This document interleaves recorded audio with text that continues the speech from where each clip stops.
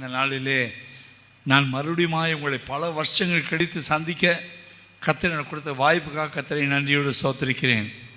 இந்த நாள் உபவாச ஜெபம் நடக்கிற 18வது நாள் என்று ஜெபம் நடத்துகிற பாஸ்டர் சொல்லும்போது கவனித்தேன். மிகவும் நல்லது. 40 நாள் உபவாச ஜெபம் நடத்துவது சபையில் ஒரு உண்மையான ஒரு மனம் ஐக்கியம் எழுப்புதல் வருவதற்கு இது உண்மையான ஒரு அஸ்திபாரம். ஆமேன். அதனால் விசுவாசிகள் தயவுசெய்து உங்களுடைய மற்ற சக விசுவாசிகளோட இந்த உபவாச ஜெபத்தினுடைய கனிகளை பார்க்க வேண்டுமானால், ரிசல்ட் பார்க்கணுன்னா அவர்களை அன்பாய் நீங்கள் பாசமாய் கூப்பிட்டு பிரதர் வாங்க, சிஸ்டர் வாங்கன்னு சொல்லி அன்பாய் கூப்பிட்டு வந்து இப்படிப்பட்ட ஜெபங்கள் தான் நம்முடைய ஆவிக்குரிய வாழ்க்கையை பலப்படுத்தும். ஆமேன். ஹல்லேலூயா. இந்த உபவாச ஜெபங்களை கர்த்தர் நம்ம கொடுத்துருக்கிறார். விசேஷமாய் கர்த்தர் இன்னைக்கு அவருடைய வார்த்தைகளை நம்மோடு பேசும்படியாக ஒரு நிமிஷம் ஜெபம் பண்ணுவோமாக. தகப்பனே, எங்களை தாழ்த்துகிறோம், வெறுமையாக்குகிறோம். இந்த 18வது நாள், இந்த 40 நாள் உபவாசத்திலே இந்த 18வது நாள் நம்முடைய பிள்ளைகள் ஆண்டவர் இந்த நாளில் கூடி வந்திருக்கிறார்கள். என்ன பேச வேண்டும் என்று நீர் விரும்புகிறீரோ அதை அடியானுடைய வாயில் கர்த்தர் போடுவீராக. உன்னுடைய நாமத்தை கர்த்தர் மைப்படுத்தும். வந்திருக்க கொஞ்சம் பேராக இருந்தாலும் வராதவர்கள் அநேக பேராக இருந்தாலும் அவர்களையும் ஆசீர்வதியும், வந்திருக்கிறவர்களையும் ஆசீர்வதியும். ஆண்டவரே, வஸ்துக்களண்டை இருந்தவர்களையும் அவர் சரிசமமாக தாவீது நாட்களிலே பகிர்ந்து கொடுத்தது போல வஸ்துக்களண்டை வந்தவர்களும் வஸ்துக்களண்டை வராதவர்களுக்கும் வஸ்துக்களண்டை தங்கியிருந்தவர்களுக்கும் யுத்தத்துக்கு போனவர்களுக்கும் கர்த்தர் சரிசமமாய் பங்கிட்டு கொடுத்தது போல இந்த ஆலயத்தில் வந்த விசுவாசிகள் வராத விசுவாசிகள் மேல் நம்முடைய சரி பங்கு கர்த்தர் கொடுக்கும்படியாக ஜெபிக்கிறோமையா. ஆசீர்வதியும். இயேசுவின் நாமத்தில் வேண்டிக் கொள்கிறோம் பிதாவே. ஆமீன்.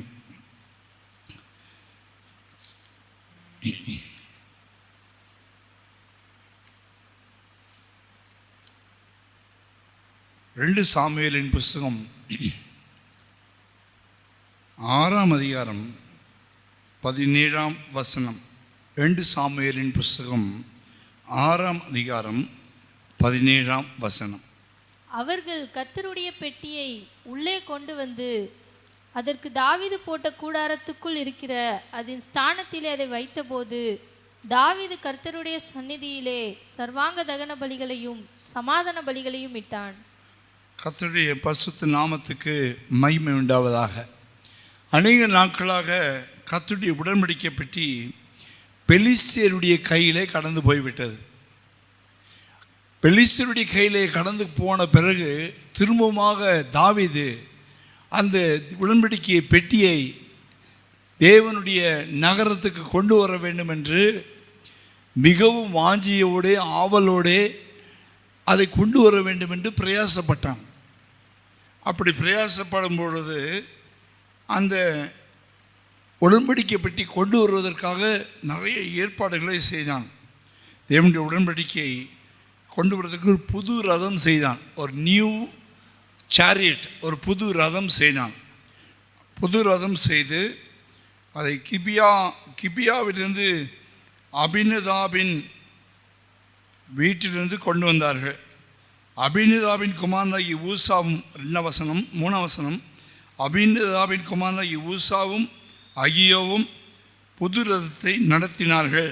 அவர்கள் தேவனுடைய பெட்டியை ஏற்றி கிபியாவிலிருந்து அபினதாவின் வீட்டிலிருந்து நடத்தி கொண்டு வருகின்ற போது அகியோ பெட்டிக்கு முன்னாலே நடந்தான். தாவீது இஸ்ரவேல் சந்ததியர் அனைவரும் தேவதாரு மரத்தால் பண்ணப்பட்ட சகலவிதமான கீதவாத்தியங்களோடும் சுரமண்டல தம்புரு மேல வீணை கைத்தாளம் ஆகிய இவைகளோடும் கர்த்தருக்கு முன்பாக ஆடி பாடி கொண்டு போனார்கள்.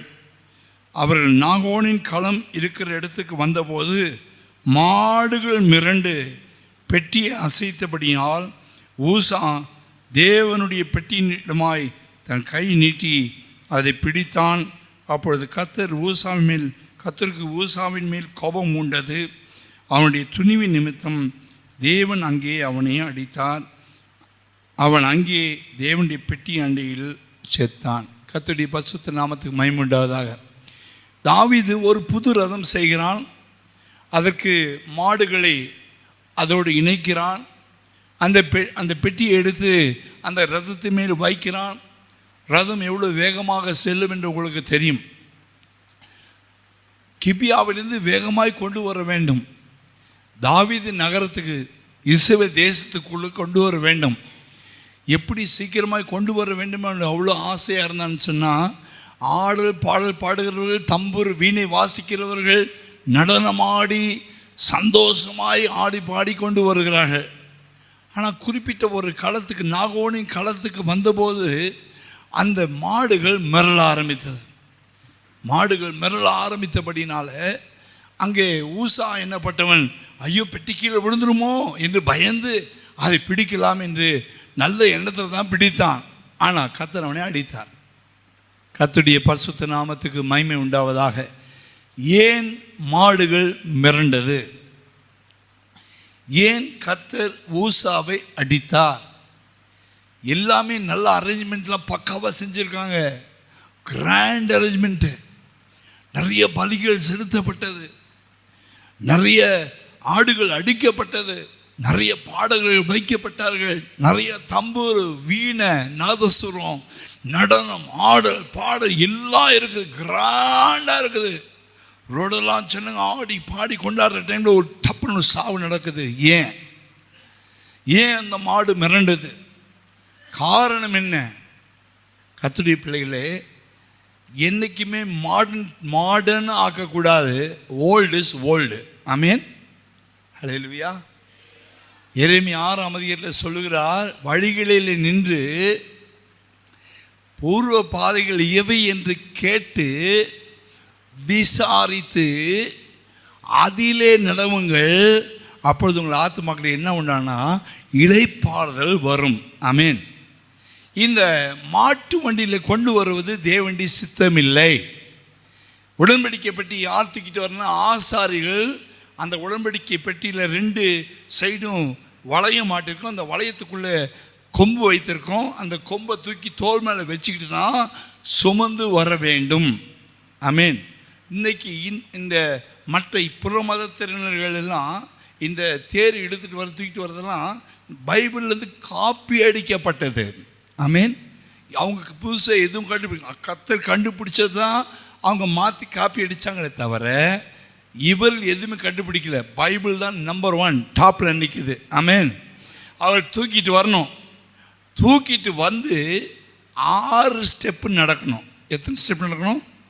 6 தப்படி. அதே அதிகாரத்தில் எல்லாம் இருக்குது. 6 தப்படி நடக்கணும். 6ஆவது ஸ்டெப்பு நிற்கணும். 6ஆவது ஸ்டெப்பு நின்னோடனே மக்கள் வந்து பலிகளை செலுத்தணும், ஆடு அடிக்கணும், அங்கே பலிகள் செலுத்தணும், காணிக்கைகள் செலுத்தணும். அதுக்கப்புறம் ஒரு சில நிமிடங்கள் கழித்து அந்த அந்த தோளில் சுமக்கிற ஆசார்கள் இன்னொரு 6 தப்படி நடக்கணும். 6 அடி தான் நடக்கணும். அதுக்கப்புறம் மறுபடியும் நிற்கணும்.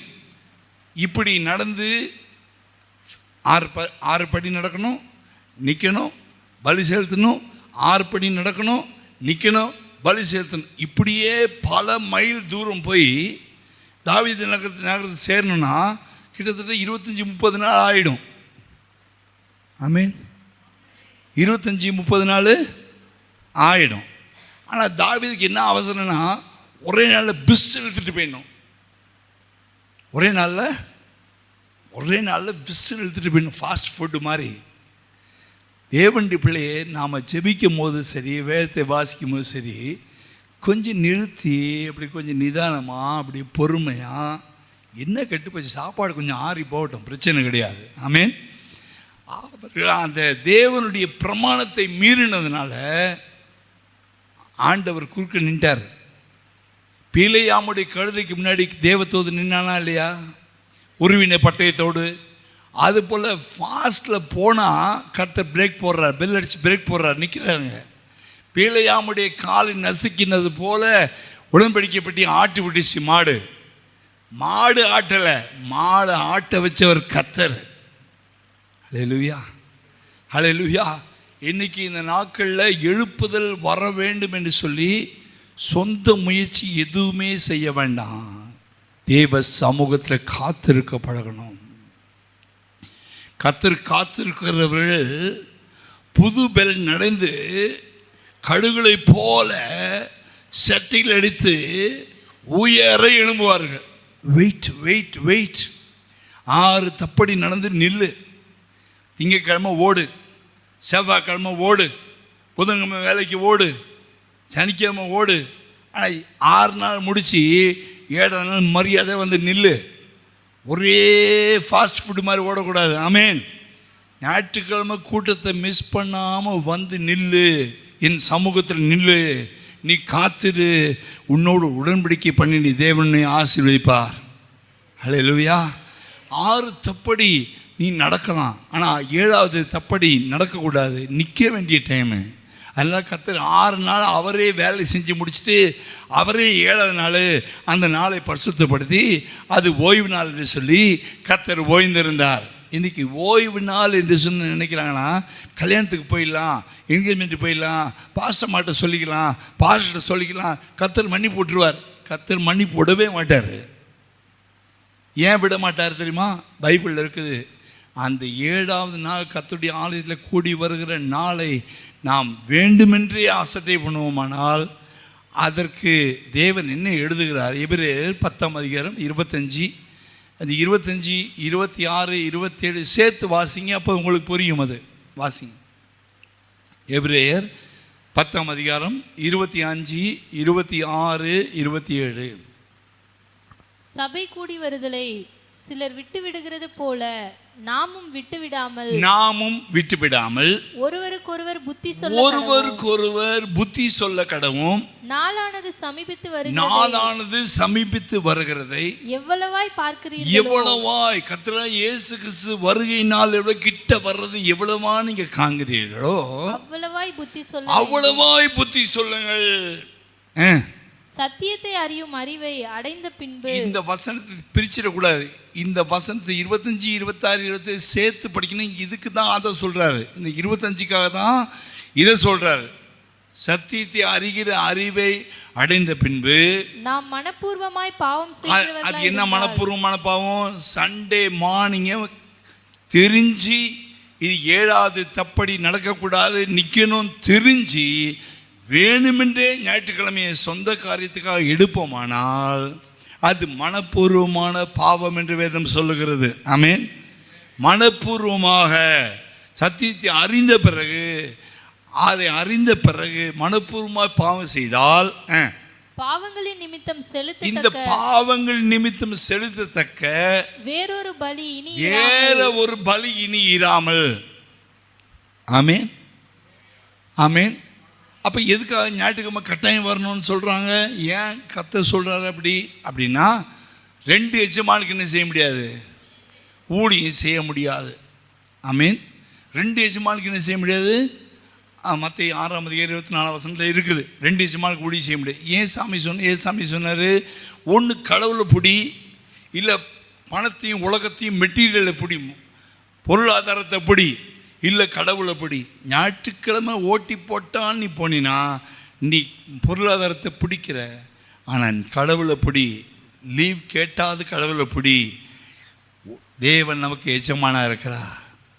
பாட்டு என்ன பாடுறோம்? எஜமானனே. நல்லதாக இருக்குது பாட்டு. இல்லை, பாட்டு ரொம்ப அருமையாக இருக்குது. எனக்கு ரொம்ப பிடிச்ச பாட்டு. எஜமானே உயிர் வாழும் நாட்கள் எல்லாம் இதெல்லாம் பாடுறோம். இயேசு எப்போ ரட்சகராக வந்தார்? இயேசு எப்போ நமக்கு ரட்சகராக மாறுறாரு தெரியுமா? ரட்சிக்கப்படும் போது இயேசு நமக்கு என்ன வர்றாரு? ரட்சிக்கப்படும் போது இயேசு நமக்கு ரட்சகராக இருக்கிறார். ஆமென்.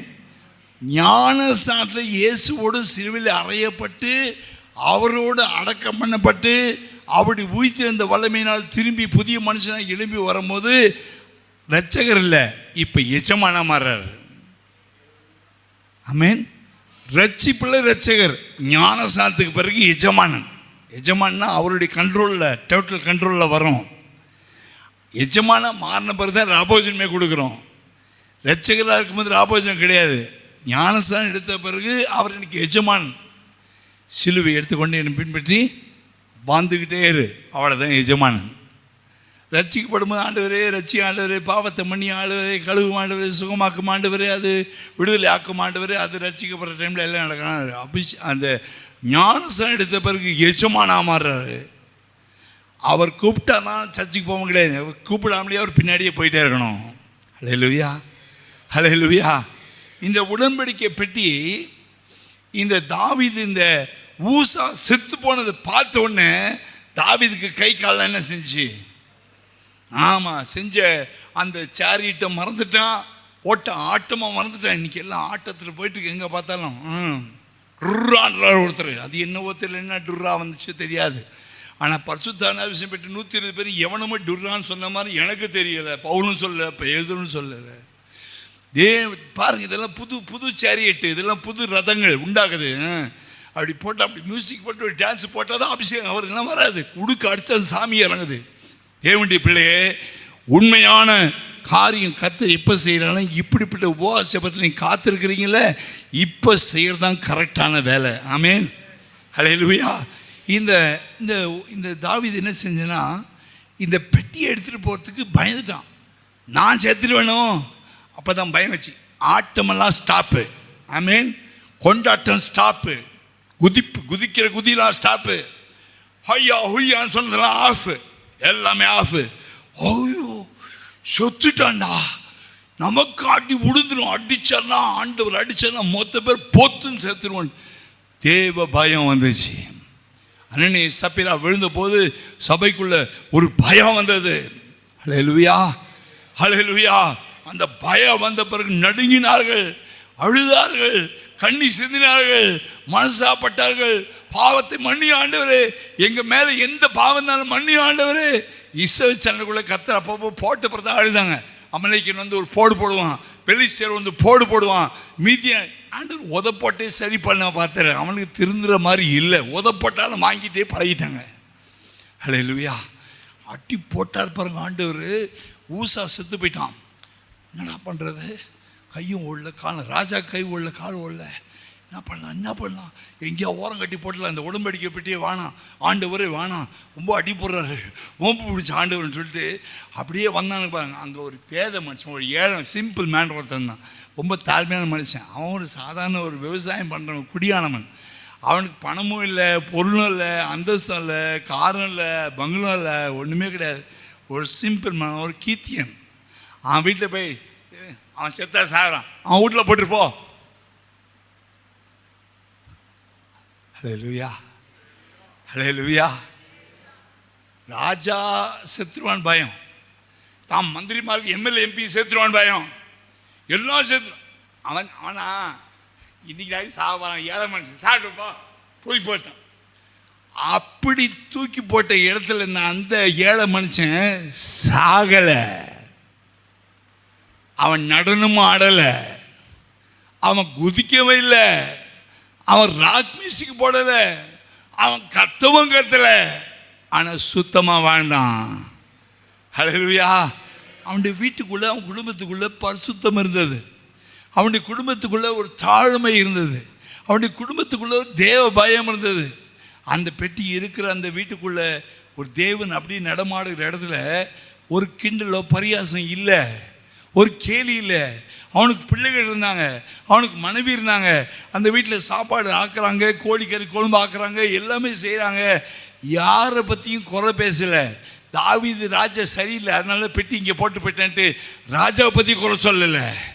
ஊசா நான் கட்டமாக மோசமானவன் அதனால செத்துட்டான் அப்படி கூட பேசலை, நல்லதும் பேசலை, பொல்லாத காரியம் பேசலை, தீமையை பேசலை, யாரை குறித்து குறை பேசாமல் சோத்திர ஆண்டவரே, உங்கள் பெட்டி எங்கள் வீட்டுக்கு வந்ததுக்காக சோத்திர ஆண்டவரே, உங்கள் பெட்டிக்காக நன்றி, உடைய கிருபைக்காக நன்றி, உடைய வல்லமைக்காக நன்றி, நீங்கள் மட்டும் போதும் ஆண்டவரே, நீங்கள் மட்டும் போதும் ஏசப்பான்னு பாட்டு பாடுறோம், கரெக்டு தான், ஆனால் உண்மையாகவே போதும் ஆண்டவரே.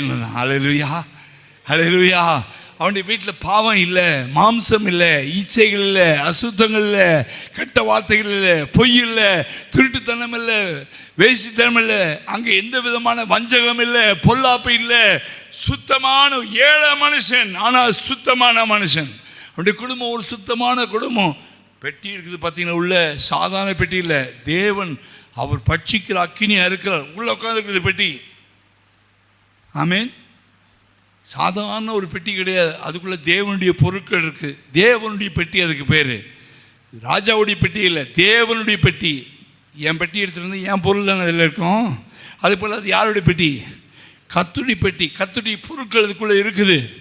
அதனால் அந்த இடத்துல அவர்கள் தேவனுக்கு பயந்தாங்க, பேசக்கூட பயந்தாங்க, கிண்டல் பண்ண கூட பயந்தாங்க, தமாஷ் பண்ண கூட பயந்தாங்க. நாம் தேவனுக்கு முன்னாடி எப்படி இருக்கிறோம் என்பதை சற்று சிந்திப்போமாக இந்த உபவாச நாட்களில். ஆமென். ஓபேத் ஏதோமுடைய வீட்டில் கர்த்தர் அந்த பெட்டியை வச்சார். அங்கே போய் ராஜா வச்சுட்டு அவன் ஓட்டான். ஊருக்கு பெட்டி இருக்குதா, கரையான் பூச்சி பிடிச்சிதான் கூட நினைக்கல, அவன் ஓட்டான். எல்லாமே அவங்க வேலையை போய் பார்க்க ஆரம்பித்தான். 3 மாதம் அந்த பெட்டி, 90 நாள் அந்த பெட்டி இருக்குது வீட்டில். 90 நாள் கழிச்சு தாவீதுக்கு செய்தி போகுது. என்ன திரும்ப செய்தி போகுது? 3 மாதத்துக்குள்ள குடிசை வீடு மாறிடுச்சு. 3 மாதத்துக்குள்ள அவனுடைய பிள்ளைகள் எல்லாம் சுகமாக ஆரோக்கியமாக இருக்கிறாங்க. இன்றைக்கி நாளைக்கு சாவர மாதிரி ஒல்லியாக சொத்தை பிடிச்ச மாதிரி இருந்த ஊசா அந்த ஓபேத் நல்லா சௌக்கியமாக இருக்கிறான், பிரகாசமாக இருக்கிறான், சந்தோஷமாக இருக்கிறான், விடுதலையாக இருக்கிறான், ஆரோக்கியமாக இருக்கிறான், எல்லாம் நல்லா இருக்கிறாங்க. அவனுடைய வீட்டில் எல்லா பொருளும் கர்த்தர் கொடுத்துட்டாரு. அப்படியா? அடி போட்டுருவார் நினச்சேன், அவன் செத்துருவான் நினச்சேன். இந்த ஊசாவை போட்டார், அவனை மாத்திரம் போடல.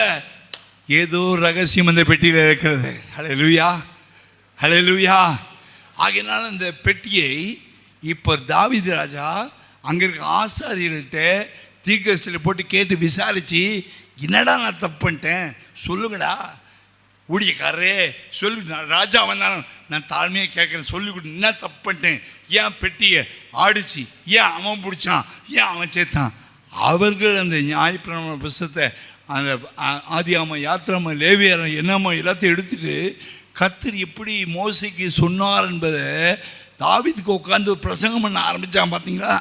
அந்த பிரசங்கத்துடைய வார்த்தைகள் தாவீதுக்குள்ளே போன பிறகுதான் அவனுக்கு தெரியும், பெட்டியை வண்டியில் தூக்கிட்டு போகக்கூடாது, பெட்டியை தோளில் ஆசாரியர்கள் சுமக்க வேண்டும். ஹல்லேலூயா. யோசுவாவின் காலத்தில் கூட ஆசாரியர்கள் பெட்டியை சுமந்து கொண்டு யோர்தான் நதி ஓரத்தில் போய் காலை வச்ச போது யோர்தான் 2 பிரிந்து போயிற்று. ஆமென். பெட்டி என்ன? பெட்டிக்குள்ளே தேவனுடைய பொருட்கள், தேவனுடைய வல்லமை, தேவனுடைய உடன்படிக்கை, தேவனுடைய கட்டளைகள் அந்த பெட்டிக்குள்ளே இருக்கிறது. ஆமென். நாம் வாசிப்போம். அந்த பெட்டிக்குள்ளே 3 காரியங்கள் இருக்கிறது. அந்த பெட்டிக்குள்ளே 3 காரியங்கள் இருந்தது. யாத்திராமத்தின் புஸ்தகம்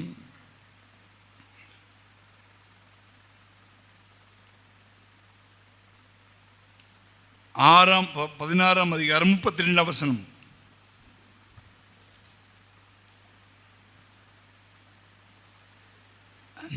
அப்பொழுது மோசே, கர்த்தர் கட்டளையிட்ட காரியம் என்னவென்றால், நான் உங்களை எகிப்து தேசத்திலிருந்து புறப்பட பண்ணின போது வனாந்திரத்தில் உங்களுக்கு புசிக்க கொடுத்த அப்பத்தை உங்கள் சந்ததியார் பார்க்கும்படிக்கு அவர்களுக்காக அதை காப்பதற்கு அதிலே ஒரு ஓமர் நிறைய எடுத்து வைக்க வேண்டும் என்றான். ஒரு ஓமர் நிறைய மன்னாவை எடுத்து ஒரு பொற்பாத்திரத்தில் கர்த்தர் வைக்கும்படி சொன்னார். அந்த பெட்டிக்குள்ளே 3 பொருள் இருக்குது. முடிஞ்சால் எழுதி கொள்ளுங்க, இல்லை ரெக்கார்டிங் பண்ணதுக்கு வாங்கி கேளுங்க. 3 பொருட்கள் இருக்குது. எபிரேயர் 9ஆம் அதிகாரம் 9ஆம் அதிகாரத்தில் 4ஆம் வசனம். அதிலே பொன்னார் செய்த தூப கலசமும் முழுவதும் பொற்கடு பொதிக்கப்பட்ட உடன்படிக்கை பெட்டியும் இருந்தன. அந்த பெட்டியிலே மன்னா வைக்கப்பட்ட பொற்பாத்திரமும், அந்த பெட்டியிலே மன்னா வைக்கப்பட்ட பொற்பாத்திரம் எழுதி கொள்ளுங்க. மன்னா வைக்கப்பட்ட பொற்பாத்திரம். நம்பர் 2, ஆரோனுடைய தளிர்த்த கோல். ஆரோனுடைய தளிர்த்த கோல். 3, உடன்படிக்கையின் கற்பலகைகளும். உடன்படிக்கையின் கற்பலகைகள் இருந்தது. 3 காரியம், 3மே தேவனுடைய பொருட்கள். தேவனுடைய உடன்படிக்கை பெட்டியில் 3 பொருட்கள் இருந்துச்சு. இன்றைக்கி உங்களை என்னையும் புதிய உடன்படிக்கை இரத்தத்தினாலே கர்த்தர் நம்மை மீட்டி நம்மை தேவனுடைய ஆலயமாக மாற்றி ஆண்டவர் நம்மை ஒரு உடன்படிக்கை பெட்டியாக வாழ வேண்டும் என்று விரும்பி நீங்களே ஆலயமாக இருக்கிறீர்கள். ஹல்லேலூயா. நாம் தேவனோட எப்போ உடன்படிக்கை பண்ணினோம்? ஞானஸ்நானத்தில் நல்மனசாட்சியின் உடன்படிக்கை செய்கிறோம் என்று 1 பேதுரு 3:21 வாசிக்கிறோம். ஆமென். ரட்சிப்பில் கர்த்தர் நம்ம உடன்படிக்கை பண்ணார். ஒரு வீடு வாங்குறீங்கன்னா அக்ரிமெண்ட் போட மாட்டீங்க, இந்தாப்பா காசு நான் வீட்டை எடுத்துக்கிறேன், அப்படியா? அப்படி கிடையாது. அக்ரிமெண்ட்டுக்கு போடும்போது கொடுக்குறவனும் கையெழுத்து போடணும், வாங்குறவனும் கையெழுத்து போடணும். அப்போ உடன்படிக்கை பண்ணும்பொழுது 2 இருதரத்தால் அதில் கையெழுத்து போட வேணும். அப்போ உடன்படிக்கை செய்து முதல்ல யார்? நாம் அவரை தெரிந்து கொள்ளவில்லை, அவர் தான் முதல்ல தெரிந்து கொண்டார். நாம் அவரில் அன்பு கூறவில்லை, அவரை நம்மில் அன்பு கூர்ந்தார். நாம் அவரை தேடி போகவில்லை, அவரை தேடி வந்தார். கிறிஸ்மஸ் என்ன பண்ண, நான் தேடி போகவில்லைன்னா பாடுறோம், அவர் தான் தேடி வந்தார். உண்மை அதுதான். அப்போது அவர் தேடி வந்து சிலுவையில் மனப்பூர்வமாக, பிதாவே என்னுடைய சித்தத்தின்படி அல்ல உம்முடைய சித்தத்தின்படி ஆக்கடவுன்னு சொல்லி மனப்பூர்வமாய் இரத்தத்தை செய்து, அந்த ஒரே தேவாட்டுக்குட்டியின் இரத்தத்தினாலே நான் ஒரு ஆட்டையும் மாட்டையும் அடிக்காதபடிக்கு இன்னைக்கு வரைக்கும் அந்த இரத்தத்தினுடைய உடன்படிக்கைக்குள்ள நான் விலைக்கு வாங்கப்பட்டிருக்கோம். ரத்தம் போட்டு இயேசு கையெழுத்து போட்டு தான் பத்திரம் முதல்ல ரெடி பண்ணார். ஆமேன். கொடுக்கிறவர் கையெழுத்து போட்டார். எதை வச்சு? Blood, he's own blood. அவருடைய சொந்த ரத்தத்தை, சுய ரத்தத்தினால் சம்பாதிக்கப்பட்ட சபை சொந்த ரத்தத்தை போட்டுண்டா நான் ஒன்று வாங்கிக்கிறேன், நீ சாத்தானுடைய கையில் பிடிங்கி எடுத்து நான் வாங்கிக்கிறேன், உன் பாவங்களை மன்னிக்கிறேன், சாபங்களை போக்குறேன், உன்னோட உடன்படிக்கை பண்ணுறேன்ட்டு கையெழுத்து போட்டு வாங்கினார். ஆமீன். நாம் என்ன செய்யணும்? கர்த்தராகிய இயேசு கிறிஸ்து விசுவாசு, அவருடைய நாமத்து மேல் விசுவாசம் உள்ளவராகி அவரை ஏற்றுக்கொண்டு அவருடைய பிள்ளைகளாகி பாவங்களை மன்னிப்பு பெற்று பாவ மன்னிப்பு நிச்சயத்தை பெற்று அவருடைய ரட்சிப்பின் நிச்சயத்தை நாம் பெற்றுக்கொண்டோம் ரட்சிப்பிலே. ஆமீன். அப்போ ரட்சகராக மாறினார், ரத்தம் போட்டு ரட்சகராக மாறிட்டார். இப்போ பத்திரத்தை நீ தேவனுடைய ராஜ்யத்துக்கு காணலாம். ஆமீன். மறுபடி பிறந்தா, மறுபடி பெறாவிட்டால் தேவனுடைய ராஜ்யத்தை காண முடியாது. இப்போ காணலாம், தெய்வீக சந்தோஷத்தை பெற்றுக்கொள்ளலாம், தெய்வீக சமாதானத்தை பெற்றுக்கொள்ளலாம், சுகத்தை பெற்றுக்கொள்ளலாம். ஆனால் தேவனுடைய ராஜ்யத்துக்குள்ள நீ பிரவேசிக்க வேண்டுமானால் நீ ஜலத்தினாலும் ஆவினாலும் என்ன செய்ய வேண்டும்? பிறக்க வேண்டும் என்று சொல்லி ஞானஸ்தானத்துக்குள்ளே கொண்டு வரார். ஆமீன். ஞானஸ்தானன்றது என்னதுன்னு சொன்னால் செத்தவனை அடக்கம் பண்ணுறது. என்ன செத்தவனை? பாவத்துக்கு செத்தவனை. பாவம் சாகாது, நம்ம தான் சாவணும். ஹல்லேலூயா. ரோமர் 6ஆம் அதிகாரம் எடுத்து பார்த்தீங்கன்னா பாவம் சாவதில்லை, நீங்கள் தான் பாவத்துக்கு செத்தவர்களாக உங்களை எண்ணிக்கொள்ளுங்கள், பாவத்துக்கு மரித்தவர்களாக எண்ணிக்கொள்ளுங்கள். பாவம் என்றைக்குமே சாவாது. பாவமும் சாத்தானும் அக்னி கடலில் தான் எரிய போகுது. பாவம் சாகாது. இயேசு நாமத்தில் பாவத்தை மிதிக்கிறேன்னு ஜெபிக்கிறவனாக இருக்கான். பாவம் சாகாது. பாவம் நம்ம தான் சாவணும், நம்ம சாவணுங்க. நாம் தான் பாவத்துக்கு மறிக்கணும். பாவத்துக்கு மறித்து ஒரு காலம் இதே கை இதே கால், பாவம் செய்த கையை பாவம் செய்த கால், பாவத்துக்கு மறித்து நான் நீதிக்கு அவயங்களால் நீதியை நடப்பிக்கும்படி நீதிக்கு அவயங்களால் இதே கையை, சாத்தானுக்கு வேலை செஞ்ச கையை ஏசாமிக்கு வேலை செய்ய ஒப்பு கொடுக்குறேன்னு சொல்லி தான் கையை ஊற்றி அலையில சொல்கிறோம். ஹல்லேலூயா, ஹல்லேலூயா. இதே கால், இதே கை, இதே வாய், இதே கண். ஆனால் பாவத்துக்கு நான் சேர்த்துட்டேன், இயேசுக்கு நான் படைச்சிருக்கிறேன். அதுதான் உடன்படிக்கை. உடன்படிக்கையின் பாத்திரங்களாக வரும்போது அவர் ரத்தத்தை முதல்ல போட்டார் பத்திரத்தில். இப்போ நான் ரட்சிப்பை ஏற்றுக்கொள்கிறேன், நான் உண்மை எஜமான ஏற்றுக்கிறேன் எப்போ கையெழுத்து போடுறது தெரியுமா? தொட்டியில் நிற்கிறேன் பாருங்க ஞானஸ்தானத்தில். பிரதர், கடைசிக்கு உண்மையாக இருப்பீங்களா பிரதர்? சினிமா பார்க்காம இருப்பீங்களா? கட்ட பார்த்தா இருப்பேன் ஐயா, உண்மையாக இருப்பேன் ஐயா. பொய் சொல்ல மாட்டீங்களா? பொய் சொல்லணும். சர்ச்சுக்கு வருவீங்க? சர்ச்சுக்கு வரேன். பரிசுத்தமாவேன்? பரிசுத்தமாவேன். எல்லாம் ஒத்துக்கிறோம். தலையாட்டி பொம்மை மாதிரி, தஞ்சாவூர் பொம்மை மாதிரி அப்படி ஆட்டிக்கிட்டு அவரை பார்த்து சொல்லுவேன். இப்போ நான் அங்கே என்ன செய்கிறோம் நம்மனா, நம்ம நல்மனசாட்சியில் நாம் கையெழுத்து போடுறோம். ரத்தத்தில் அவர் கையெழுத்து போட்டார். ஞானஸ்தானத்தில் நம்ம நல்ல மனசாட்சியை எடுத்து நானும் ஆண்டவரை மனப்பூர்வமாக ஏற்றுக்கொள்வேன். வாழ்விலும் தாழ்விலும் இன்பத்திலும் துன்பத்திலும் உயர்விலும் தாழ்விலும் கஷ்டத்திலும் நஷ்டத்திலும் என்ன வந்தாலும் கிறிஸ்துவின் அன்பை விட்டு பிரிக்கிறது எதுவும் பிரிக்க முடியாது என்று சொல்லி தான் ஞானஸ்தானத்தில் உடன்படிக்கை பண்ணினோம். அவரின் மணவாளன், நான் அவருடைய மணவாட்டி. கல்யாணத்தில் செய்கிறத விட விசேஷமான உடன்படிக்கை ஞானஸ்தானம். ஆமென், ஹல்லேலூயா. பத்திரத்தை கொடுத்துட்டார், வாங்கிட்டேப்பா நீ, நானும் கையெழுத்து போட்டேன், நீங்கள் கையெழுத்து போட்டேன்னு செஞ்சுட்ட, வாங்கிட்டேன்.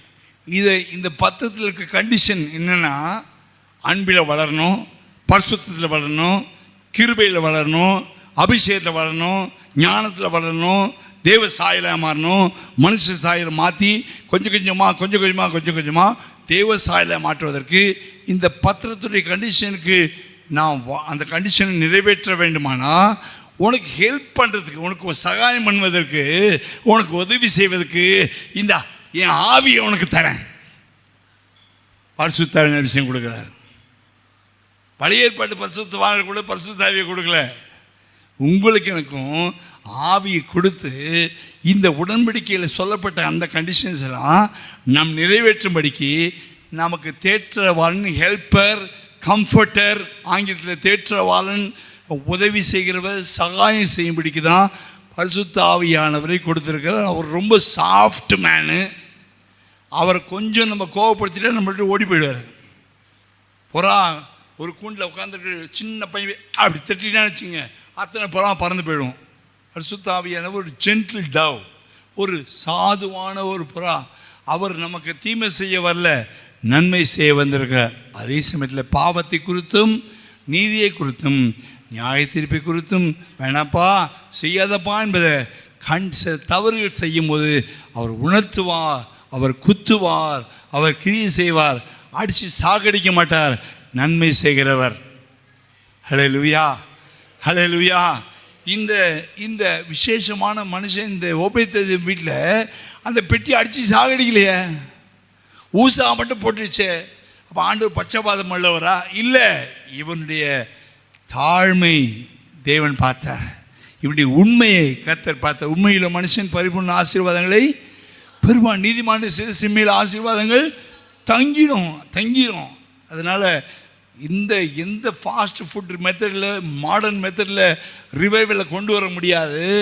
தாழ்மையினாலும் தேவ சமூகத்தில் காத்திருப்பதனாலும் நம்முடைய பழைய முன்னோர் பரிசுத்தவான்கள் பவுல், பேதுரு, யோவான், யாக்கோபு இவர்கள் எல்லாம் எப்படி வாழ்ந்தாங்க, என்ன உபதேசம் பேசியிருக்காங்க அப்போஸ்தலர்கள், அந்த அப்போஸ்தலர் பாதப்படியில் அந்த வசனங்களை கேட்பதினாலும் நம்மை தாழ்த்துவதனாலும் தான் நம்முடைய உடன்படிக்கையின் தேவன் நம்மோடு கூட இருக்க முடியும். ஆமென், ஹல்லேலூயா. முதலாவது பொருள் என்னது? மண்ணா வைக்கப்பட்ட பொற்பாத்திரம். மண்ணா வைக்கப்பட்ட பொற்பாத்திரத்தை குறித்து நாம் வேதத்தில் நிறைய இடத்துல வாசிக்கிறோம். மன்னா என்பது தேவனுடைய வார்த்தை. தேவனுடைய வார்த்தை யாரு? கர்த்தராகிய இயேசு கிறிஸ்து. ஆதியில் வார்த்தை இருந்து, அந்த வார்த்தை தேவனாக இருந்தது, அந்த வார்த்தை தேவன்கிட்ட இருந்த வார்த்தை தேவனாக இருந்து, அந்த வார்த்தை மாமிசமாகி, அதுதான் மன்னா. தேவ தூதர்களுக்கு கொடுக்கறதுனா அப்பமாகிய மன்னா. அந்த மன்னா டெய்லி கர்த்தர் போட்டார். 32 லட்சம் பேரும், ஆண்கள் 6 லட்சம், அது தவிர பெண்கள், பிள்ளைகள், விதவைகள், கலப்பு ஜாதியினர் வந்தாங்க. கொஞ்சம் எகிப்தியரும் கொஞ்சம் கூட சேர்ந்து உங்களோட கர்த்தர் நாங்களும் வரோன்னு சேர்ந்து வந்தாங்க. அவர்களும் அதில் புசித்தார்கள். அவர்கள் வயிறு வீங்கி போகவில்லை, அவருடைய கால் வீங்கி போகவில்லை. கர்த்தர் அவளை சுமந்தார், கழுகின் செட்டை மேலே சுமந்தார். கர்த்தர் அவர்களுக்கு ஆசீர்வாதத்தை கொடுத்தார். அவர்கள் வியாதி வரல, பல் சொத்த கூட வரல. ஆமென், ஹல்லேலூயா, ஹல்லேலூயா. அவர்கள் சாப்பிட்ட மன்னா தேவனுடைய அப்பம், தேவன் கொடுத்தது, செய்து கொடுத்த ரெடிமேட் அப்பம். அதை சாப்பிட்டார்கள். அவர்கள் எத்தனை நாள் மண்ணா வந்ததுன்னா 40 வருஷம் மண்ணா பெய்யப்பட்டது. அந்த 40 வருஷம் மண்ணாவில் கர்த்தர் கொடுத்ததுன்னு கட்டளை 6 நாள் தான் பொறுக்கணும், 7 நாள் பொறுக்கக்கூடாது. அவர்களுக்கும் அந்த பிரமாணம் அதுதான். 6 தப்படி, அதுக்கப்புறம் ஒரு படி வைக்கக்கூடாது, ஸ்டாப். ஹல்லேலூயா.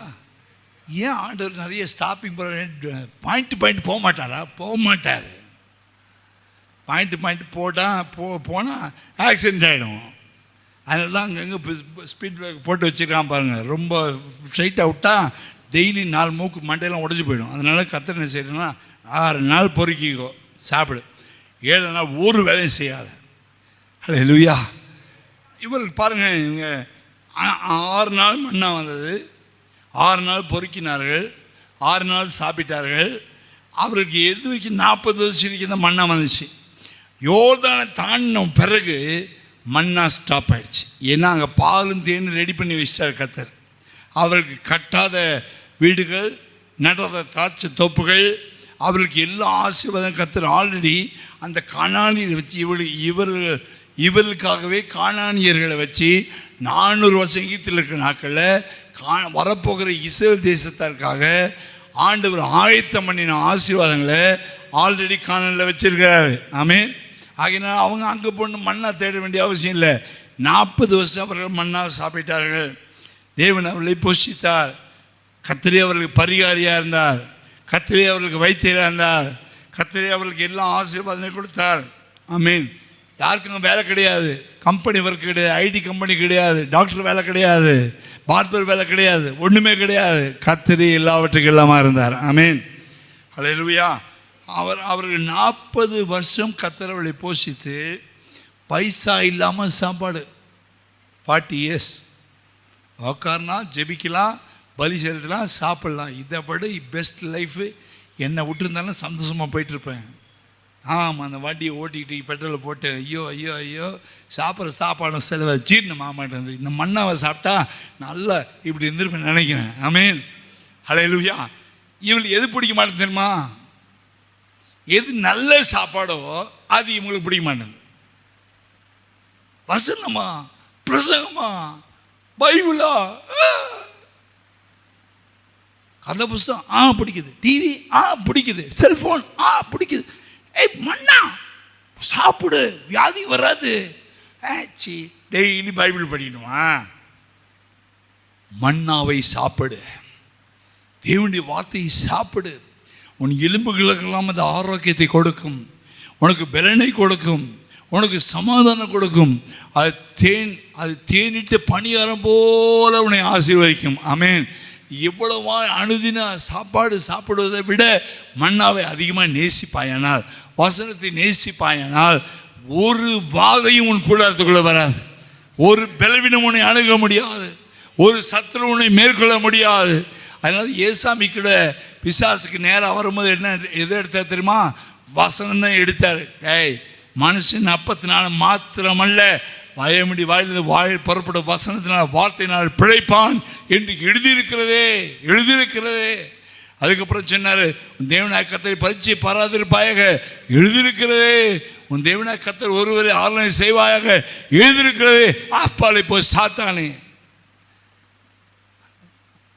Material blessings, prosperity. இன்னைக்கு ப்ராஸ்பரிட்டி காஸ்பல். ஜெட்டு வாங்கணுமா, அப்போ தான் ஊழியம் செய்ய முடியுமா? ஏசு எந்த ஜெட்டில் போனார் எனக்கு தெரியல, நடந்தே தான் போனார். நடந்தார், நன்மை செய்கிறவர்கள் சுற்றி திரிந்தார், கிராமங்கள் தோறும் பட்டணங்கள் தோறும் நடந்தார், பிசாசுகள் ஓடினது. நம்மளாம் ஜெட்டில் போனால் பேய் ஓடும் போடுறது. எவ்வளோ ஒரு இந்த தாவீது பண்ண சேரிட்டு நமக்கு எவ்வளோ பிரயோஜனமாக இருப்பாருங்க. வசனங்கள் சேரிட்டு பண்ணாத, காத்திரு. தேவன் சொல்லும் போது நட, தேவன் சொல்லும் போது பேசு, தேவனுடைய வார்த்தையை பேசு. சத்துருவை விரட்டுறதுக்கு வார்த்தை ஒன்று போதும். ஆமென். இந்த மண்ணாவை சாப்பிட்டார்கள். அவர்கள் ஒரு நாள் எதுவும் பொறுக்கக்கூடாது.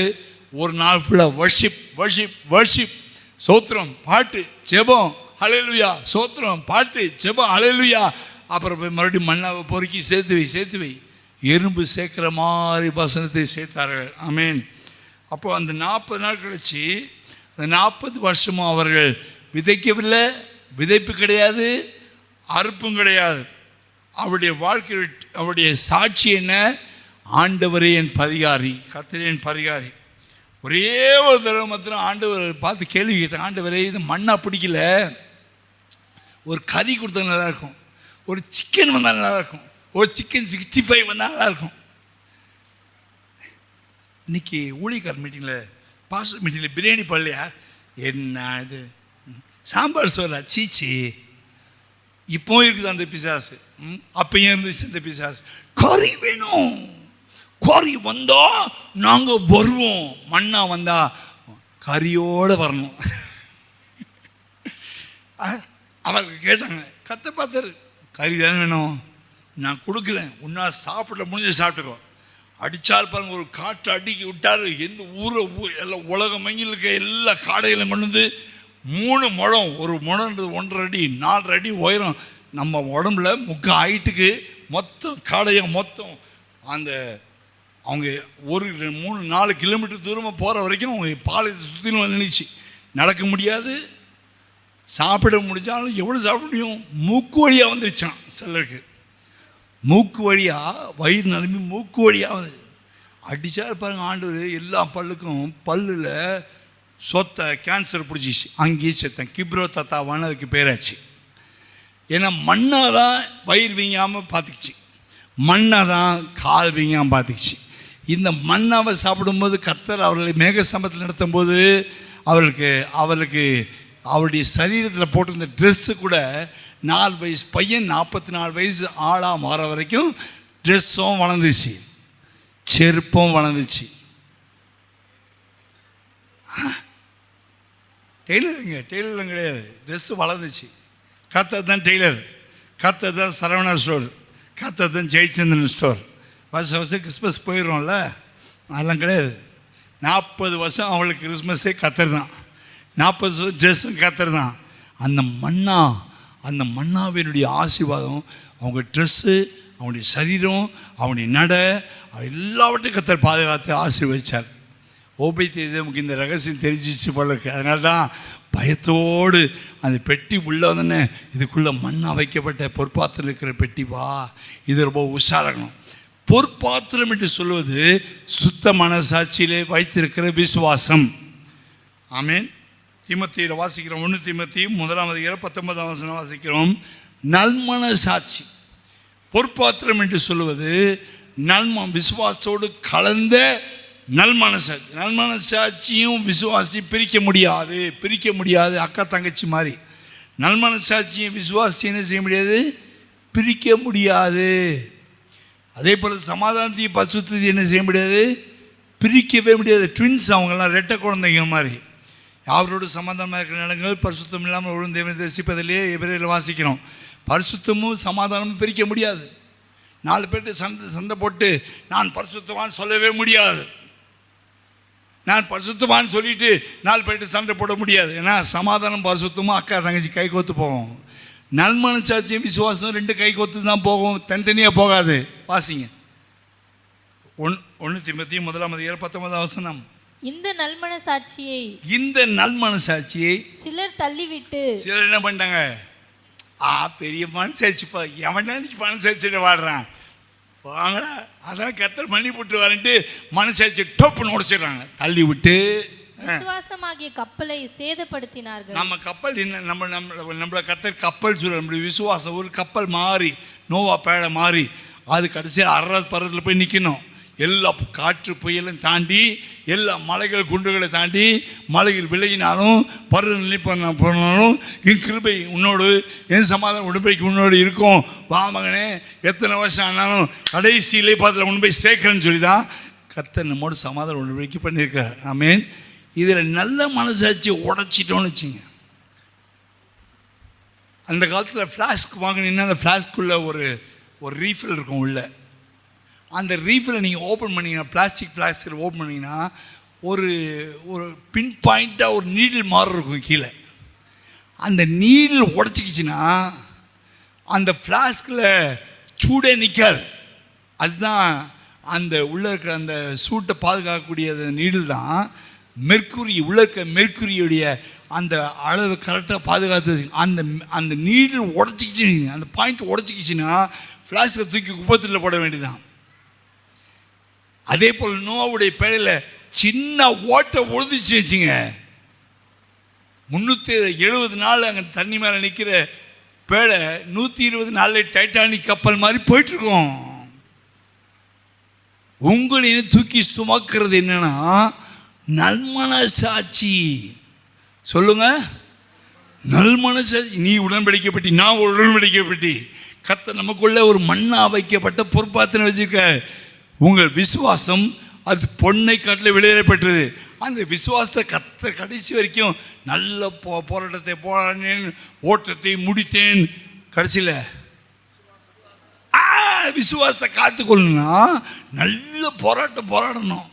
பாவத்துக்கு விரோதமாக, மாம்சத்துக்கு விரோதமாக, ஆசைக்கு விரோதமாக போராடி வசனத்துக்காக, சத்தியத்துக்காக வைராக்கியமாக நின்று சத்தியத்துக்காக ஜீவனை கூட வச்சு போராடி நல்மனசாட்சியில் தேவன் நமக்கு செய்த உடன்படிக்கை பத்திரமா பாதுகாத்தா உலகம் உள்ள வராமல், ஓட்ட வராமல், உலகம் மாமிச பிசாசு சுயம் உள்ள வராமல் பார்த்துக்கிட்டோன்னா நம்ம கப்பல் பத்திரமா போய் ஒரு அரராத் பர்வத்தில் எப்படி நோவுடைய படி உட்கார்ந்ததோ மண்ணா வைக்கப்பட்ட பொற்பாத்திரமாகிய நாம் ஒரு மண்ணா வைக்கப்பட்ட பொற்பாத்திரமாக இருந்து கர்த்தரோடு நல்மனசாட்சியோடு விசுவாசத்தை காத்துக்கொண்டு நினைப்போமானா சிங்காசனத்தில் கர்த்தரை உட்கார வைக்க உண்மையுள்ளவராக இருக்கிறார். ஹல்லேலூயா, ஹல்லேலூயா. தேவனுடைய பிள்ளை கானானுக்குள்ளே போன பிறகு அதுக்கப்புறம் மண்ணாக அவசியம் இல்லை. கானானுக்குள்ளே போன பிறகு அங்கே மண்ணா போடப்படாது. கானானுக்குள்ளே போன பிறகு கர்த்தரே உனக்கு நித்திய பட்சமாக இருப்பார். ஹல்லேலூயா. தேவனுடைய பிள்ளை, இந்த நாளில் முதலாவது குறிப்பு உங்களோட பேசியிருக்கிறேன். உங்களுடைய மண்ணா எப்படி இருக்கிறது? உங்களுடைய பொற்பாத்திரம் கரெக்டாக இருக்குதா? கரைப்படியாமல் இருக்குதா? சுத்த மனசாட்சியை பத்திரமா வச்சுருக்கீங்களா? ஒருவேளை இந்த வருஷத்தில் இந்த 11 மாத காலம் எங்கேயாவது மனசாட்சியில் இடி வாங்கியிருக்கோமானா? எங்கேயாவது கர்த்தருடைய வார்த்தையை விட்டு நாம் விலகி இருப்போமானா? அவருடைய உடன்படிக்கை, அவரோடு செய்த உடன்படிக்கையை விட்டு நாம் விலகி இருப்போமானா? கர்த்தர் நம்மை திரும்பமாக இந்த வருஷத்தின் கடைசியில் அழைக்கிறார். ஆமென். ஆதி நாட்களில் பரிசுத்தவான்கள் வசனத்துக்காக, உபதேசத்துக்காக, பரிசுத்தவான்களுக்கு ஒரு விசை ஒப்புவிக்கப்பட்ட விசுவாசத்துக்காக தைரியமாய் போராடுங்கள் என்று யூதா 3 வசனம் வாசிக்கிறோம். ஆங்கிலத்தில் விசுவாசம், ஃபெய்த்ன்னு இருக்குது. தமிழில் ஃபெய்த்ன்னு இருக்குது. தெலுங்கில் எடுத்து பார்த்தீங்கன்னா உபதேசம். ஆதி அப்போஸ்தலருக்கு கொடுக்கப்பட்ட உபதேசத்துக்காக வைராக்கியமாக போராடுங்கள். இந்த மாடர்ன் சேரிட்லாம் வரும், லாஃபிங் ரிவைவல் மஞ்சேடு கன்னட தேசத்துலேருந்து சிரிக்கிற இருப்பது. இங்கே ஒருத்தன் சிரிச்சானா அங்கே ஒருத்தன் சிரிப்பான். ஆவியான சிரிப்பு அபிஷேகத்தை ஊட்டுறான்னு சொல்லி இப்போயும் நடக்குது. ஆள் பேர் சொல்ல விரும்பல, சென்னையில் இருக்குது. அது ஒரு பிசாசு. செழிப்பின் உபதேசம், சாவாமை என்கிற உபதேசம். ஒரு தடவை ரசிக்கப்பட்டா அதுக்கப்புறம் கிருபை கீழே வந்துடுறீங்க. எதுக்கு கீழே வந்துடுறீங்க? கிருபை கீழே வந்துடுறீங்க. கிருபைக்கு நீங்கள் உட்பட்டபடினால எத்தனை பாவம் செஞ்சாலும் ஆண்டவரே ஒன்று மன்னிச்சிட்டே இருப்பார். இப்படி ஒரு உபதேசம் வந்துருக்குது. இது ஒரு தவறான உபதேசம். டெய்லி மனசாப்பட்டு மனம் திரும்ப வேணும். நம்முடைய குறைகளை அறிக்கையிட வேணும். நம் பாவம் இல்லை என்று சொல்லுவோமானால் நம்மை நாமே வஞ்சிக்கிறதா இருப்போம்.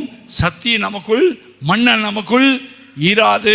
நம்முடைய பாவங்களை நம்ம அறிக்கை செய்தால் அவருடைய குமாரன் இயேசு கிறிஸ்து ரத்தம் சகல பாவங்களையும் மன்னித்து நம்மை சுத்திகரிக்கும். அப்படின்னா டெய்லி அறிக்கையிடணும், டெய்லி சிலுவையில் அறையணும், டெய்லி புது மனுஷனாக மாறிக்கிட்டே இருக்கணும். தேவ சாயல் ஆவது ஒரு நாள் நடக்கிற வேலையில். மனுஷனுடைய சாயலை கர்த்தர் கொஞ்சம் கொஞ்சமாய் ஆவியாக கர்த்ததாமே மகிமை அடைந்து அவருடைய சாயலாகவே மாற்றி கடைசியில் மகிமைப்படுத்துகிறார். ஆமென். ஹல்லேலூயா. அப்படின்னா ஓபேதேதோமுடைய வீடு எப்படி இருந்திருக்கும்? அந்த வீடு இப்போ இருந்துச்சுன்னா நான் முதல்ல விசா வாங்கிட்டு போயிடுவேன். அப்படி ஒரு மனுஷன் தேடிட்டு இருக்கேன், ஒரு ஓபேதேதோம் கிடைப்பானாட்டு. கர்த்தர் அவன் மேல் பிரியமானார். ரெண்டாவது என்ன இருந்துச்சு வாசிங்க. எபிரேயர் 9ஆம் அதிகாரம் 3ஆம் வசனம். ஆரோனுடைய தளிர்த்த கோலும். ஆரோனுடைய ரெண்டாவது பாயிண்ட் பேசுகிறேன், வேகமாக பேசுகிறேன், கொஞ்சம் வாசிங்க. ஆரோனுடைய தளிர்த்த கோல். என்ன கோல் அது? ஆரோனுடைய தளிர்த்த கோல்.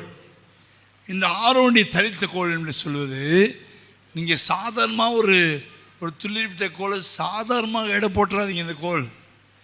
இந்த கோல் மோசையின் கையில் இருந்துச்சு. முதல்ல யார் வச்சிருந்தா? மோசை தான் வச்சிருந்தான். மோசைக்கு எப்படி கிடைச்ச இந்த கோல்னா, அவன் மீதியான் தேசத்துக்கு ஊரை விட்டு விரட்டி அடிக்கப்பட்ட பிறகு போயிட்டான் இல்லையா? ஊரை விட்டு ஓடி போயிட்டான். பார்வோனுடைய கோபத்துக்கு தப்பி ஓடி போயிட்டான், மீதியான் தேசத்துக்கு போனான். அந்த மீதியான் தேசத்தில் மாமனாருடைய ஆடுகளை மேய்ச்சான். அங்கே சிப்போராளை கல்யாணம் பண்ணான். மாமனாருடைய ஆடுகளை மேய்த்தான். ஆடுகள் மேய்க்கிறதுக்கு அந்த கோல் பயன்பட்டது, ஆடுகளை மேய்க்கிற கோல்.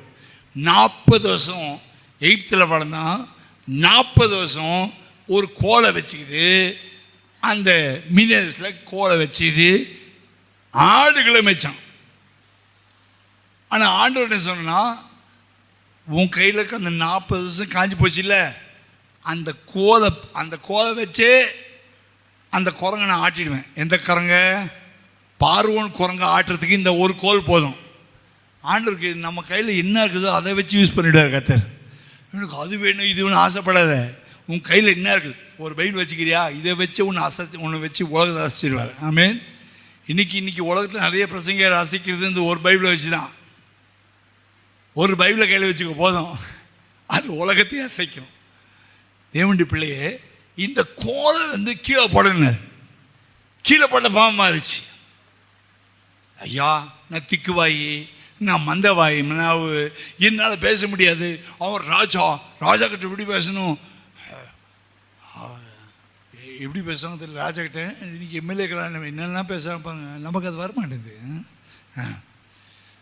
கணம் பொருந்தின ராஜாவே, ராஜா மார்த்தாண்ட ராஜா அது என்னென்னலாம் சொல்கிறாங்களே, நமக்கு அதெல்லாம் வரமாட்டேன். ஏ சமயம் மத்திய அதை பேச வருது. இந்த ராஜாக்களை போகணும், எம்எல்ஏ எம்சிஏ எனக்கு போக தெரியாது, அதெல்லாம் போயிடுச்சு. அப்போ இப்படி பேசுறது, பேச்சு வராது. இவனுக்கு படித்த எகிப்து பாஷை, எஜிப்சியன் லாங்குவேஜெல்லாம் மறந்துட்டான். ஆடு மேய்க்கு தான் இதான் தெரியும். இதை போயிட்டு ராஜா, ஏய் என்ன வைத்தியக்காரனை கொண்டு விட்டு தோத்துறான் வெளியே. இந்த மனுஷனுடைய கோலை கர்த்தர் யூஸ் பண்ணார். போடுற கீழே இந்த மோசையுடைய கோலை, அந்த 40 வருஷம் காஞ்சி போன கோல். ஒரு கோல் காயத்துக்கு ஒரு 20 நாள் போதும், 40 வருஷம் தேவையில்லை. நான் சும்மா சொல்கிறேன். 40 வருஷம் காஞ்சி போன ஒரு கோலை அவன் போய் பார்வன்கிட்ட போடுறான். அது உயிருள்ள ஜீவ ஜந்தா கர்த்தர் மாத்துறாரு. அதே திருப்ப பிடிக்க சொல்கிறாங்க. திருப்பமாக காஞ்சி போன கோலா கர்த்தர் மாத்துறாரு. ரெண்டு செய்யறதுக்கு அவருடைய கையில் வல்லமை இருக்கிறது. ஹல்லேலூயா, ஹல்லேலூயா. இவ்வளவு நாளாக இஸ்ரவேல் ஜனங்களை நீ காயப்போட்ட, நானே ஒருவரே இத்தனை பேரை திருப்பி வாழ வைக்க முடியும். நீ அவங்க கட்டின கட்டத்தில் நீ செழிப்பாருங்க, ஒரே ராத்திரியில் சிவந்த சமயத்தில் உனக்கு காய போட முடியும். ஆமேன். செழிக்க வைக்க முடியும், சத்துருவை காய போடவும் தேவனுக்கு தெரியும். அதுதான் அந்த கோலுடைய ரகசியம். அந்த கோலை கொண்டு போய் மோசே போட்டான். ஸோ ஏதோ ஒன்று கர்த்தருக்கு நம்ம செய்யணும்னா, ஏதோ ஒன்றை கர்த்தர் நமக்கு, சிலருக்கு வாய்ஸை கொடுப்பாங்க கர்த்தருக்கு ஸ்தோத்திரம், சில கைகளை கொடுப்பாங்க கர்த்தருக்கு ஸ்தோத்திரம், சில பெருக்கி சபை பெருக்குவாங்க கர்த்தருக்கு ஸ்தோத்திரம். என்னென்ன கிருபைகள் கர்த்தர் கொடுத்துருக்காரோ, பாடுபடுவது ஒரு கிருபை. சமைப்பாங்க சில சபைக்கு, ஜனங்களுக்கு சமைச்சு போடுவாங்க, அது ஒரு கிருபை. என்ன தாழ்ந்து இருக்கிறது யூஸ் பண்ணுறாரு கர்த்தர். கோல் இருக்குதா போடு. கர்த்தர் அந்த கோலை வச்சே அவன் கையில் இருக்கிறது தான். அவன்கிட்ட 10 லட்சம் ரூபாய் கிடையாது மோசைக்கிட்ட. ஐயா கோல் போடுறா கீழே, அதையே ஆக்கி அதை வச்சே முடிச்சிடும் கதையை. கோலை வச்சுட்டே நடத்தினாம. சிவந்த சமுத்திரம் வந்தா ஓங்கடா கோலான்ட்டார். தண்ணி இல்லைன்னு அடா கோலான்னு கோலை வச்சு நடத்தினா பாருங்க. உமது கோலும் உமது தடியும் என்னை தேற்றும். அது தேவனுடைய கோலாக மாறிடுச்சு. மனுஷன் தன்னை கர்த்தருக்கு என்று ஒப்பு கொடுத்த பிறகு அவன் கையில் இருக்க கோலம் கர்த்தடி கோலாக மாறிடுச்சு. ஒரு அலையிலியா வராது, ரொம்ப கஷ்டம். நம்மையே கர்த்தர் கொடுத்த பிறகு நம்ம கையில் இருக்க பொருளும் கர்த்தருக்கு சொந்தமாக மாறிடுச்சு. அதனால மோசே அந்த கோலை கொண்டு போகிறான். அவன் செய்த காரியம்லாம் பயங்கரமாக இருந்துச்சு. அதனால் விசுவாசம் ஒரு மனிதனுக்குள்ளே வந்துச்சுன்னா, சரியான விசுவாசம் வந்துச்சுன்னா, அந்த விசுவாசத்தை வச்சுட்டு என்ன செய்யலாம்? ஆண்டு சொன்னார், கடுகள விசுவாசம் இருந்துச்சுன்னா, மார்க் 11:21 கடுகள விசுவாசம் வச்சுக்க போதும். கடுகுன்ட்டு சீப்பாக நினச்சிடுங்க. கடுகு பெர்ஃபெக்ட்டு. கடுகு நல்ல கரெக்டாக ரவுண்டாக இருக்கும். ஸ்பியர் கரெக்டாக, அந்த உருளை கரெக்டாக இருக்கும். சின்னதாக இருந்தாலும் பெருசாக இருந்தாலும் கடுகுக்குள்ளே வேக்யூம் கிடையாது, கடுகுக்குள்ளே வெற்றிடம் கிடையாது, கடுகுக்குள்ளே கேப்பே இருக்காது, ஏர் பபிள்ஸ் கிடையாது, உள்ள பர்ஃபெக்டாக இருக்கும். முழு விசுவாசம். சின்ன மனுஷனாக இருந்தாலும் தாவீது முழு விசுவாசம் கல்லடிச்சேயா. நீ கூட முழு விசுவாசம் உள்ளத்தில் வச்சுட்டு நீ சின்னவனாக இருக்கலாம், நீ பெரியவனாக இருக்கலாம். உன் சைஸை பார்க்காத, உன் குவாலிட்டியை பார்க்காத, உன் டேலண்ட்டை பார்க்காத. நீ சின்ன பிள்ளையா இருந்தாலும் நீ பேசினா போதும், மழை பெயர்ந்து போயிடும். மழை பெயர்ந்து போயிடும்.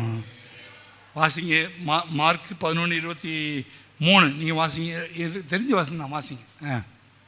எவனாகிலும் இந்த மலையை பார்த்து நீ பெயர்ந்து சமுத்திரத்திலே தள்ளுண்டு போ என்று சொல்லி தான் சொன்னபடியே நடக்கும் என்று தன் இருதயத்தில் சந்தேகப்படாமல் சந்தேகப்படாமல் ஏர் பபிள்ஸ் இருக்கக்கூடாது, ஐக்கியம் இருக்கக்கூடாது. போகுமா இந்த பிசாஸ், போகுமா இந்த பேய், போகுமா சூனிய கட்டு உடையுமா நினைக்காத. போய் தான் ஆகணும். என் விசுவாசம் எனக்குள்ள பெரியவர். இந்த தெளிவு இருந்தால் எந்த பேயினாலும் ஓட்டலாம். ஆமீன். கடந்த பிப்ரவரி மாதம் ஸ்ரீரங்கத்துலேருந்து ஒரு அம்மா கொண்டு வந்து சர்ச்சில் போட்டாங்க. அங்கே இருக்க பாஸ்டர் சபையில் ஒரு கன்வென்ஷன் பேசிட்டு வந்தேன். ஒரு 6 வருஷம் முன்னாடி. அவர் டோட்டலாக மறந்துட்டாருன்னு தான் நினச்சேன். என்னை எப்போ திரும்ப ஞாபகம் வரும் அப்படிப்பட்டவங்களுக்குலாம் ஒரு பெரிய பேய் ஆடும்போது தான் ஞாபகம் வரும். அந்த பெரிய பேய் ஆடும்போது தான் இந்த பாஸ்டர் ஒருத்தர் சென்னையில் இருக்க ஞாபகம் வச்சார். ஐயா 20 பாஸ்டர்ஸ் ஏமாத்திச்சு, எல்லா விசுவாசம் ஏமாச்சு. நான் கூட பிஷப் ஆகிட்டேன், பிஷப் ஆன பிறகு கூட ஏமாத்திச்சு.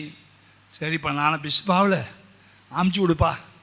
அவங்க வண்டியில் போட்டு ட்ரெயினில் போட்டு எடுத்து கொண்டு வந்து சர்ச்சில் போட்டு ஒரு 4-5 நாள் சர்ச்சில் வச்சுருந்தாங்க. அது அந்த அம்மாவுக்கு என்ன வயசுனா 9 வயசில் பிடிச்சதான் பேய். 36 வருஷம் இந்த பேய் இருந்திருக்குது.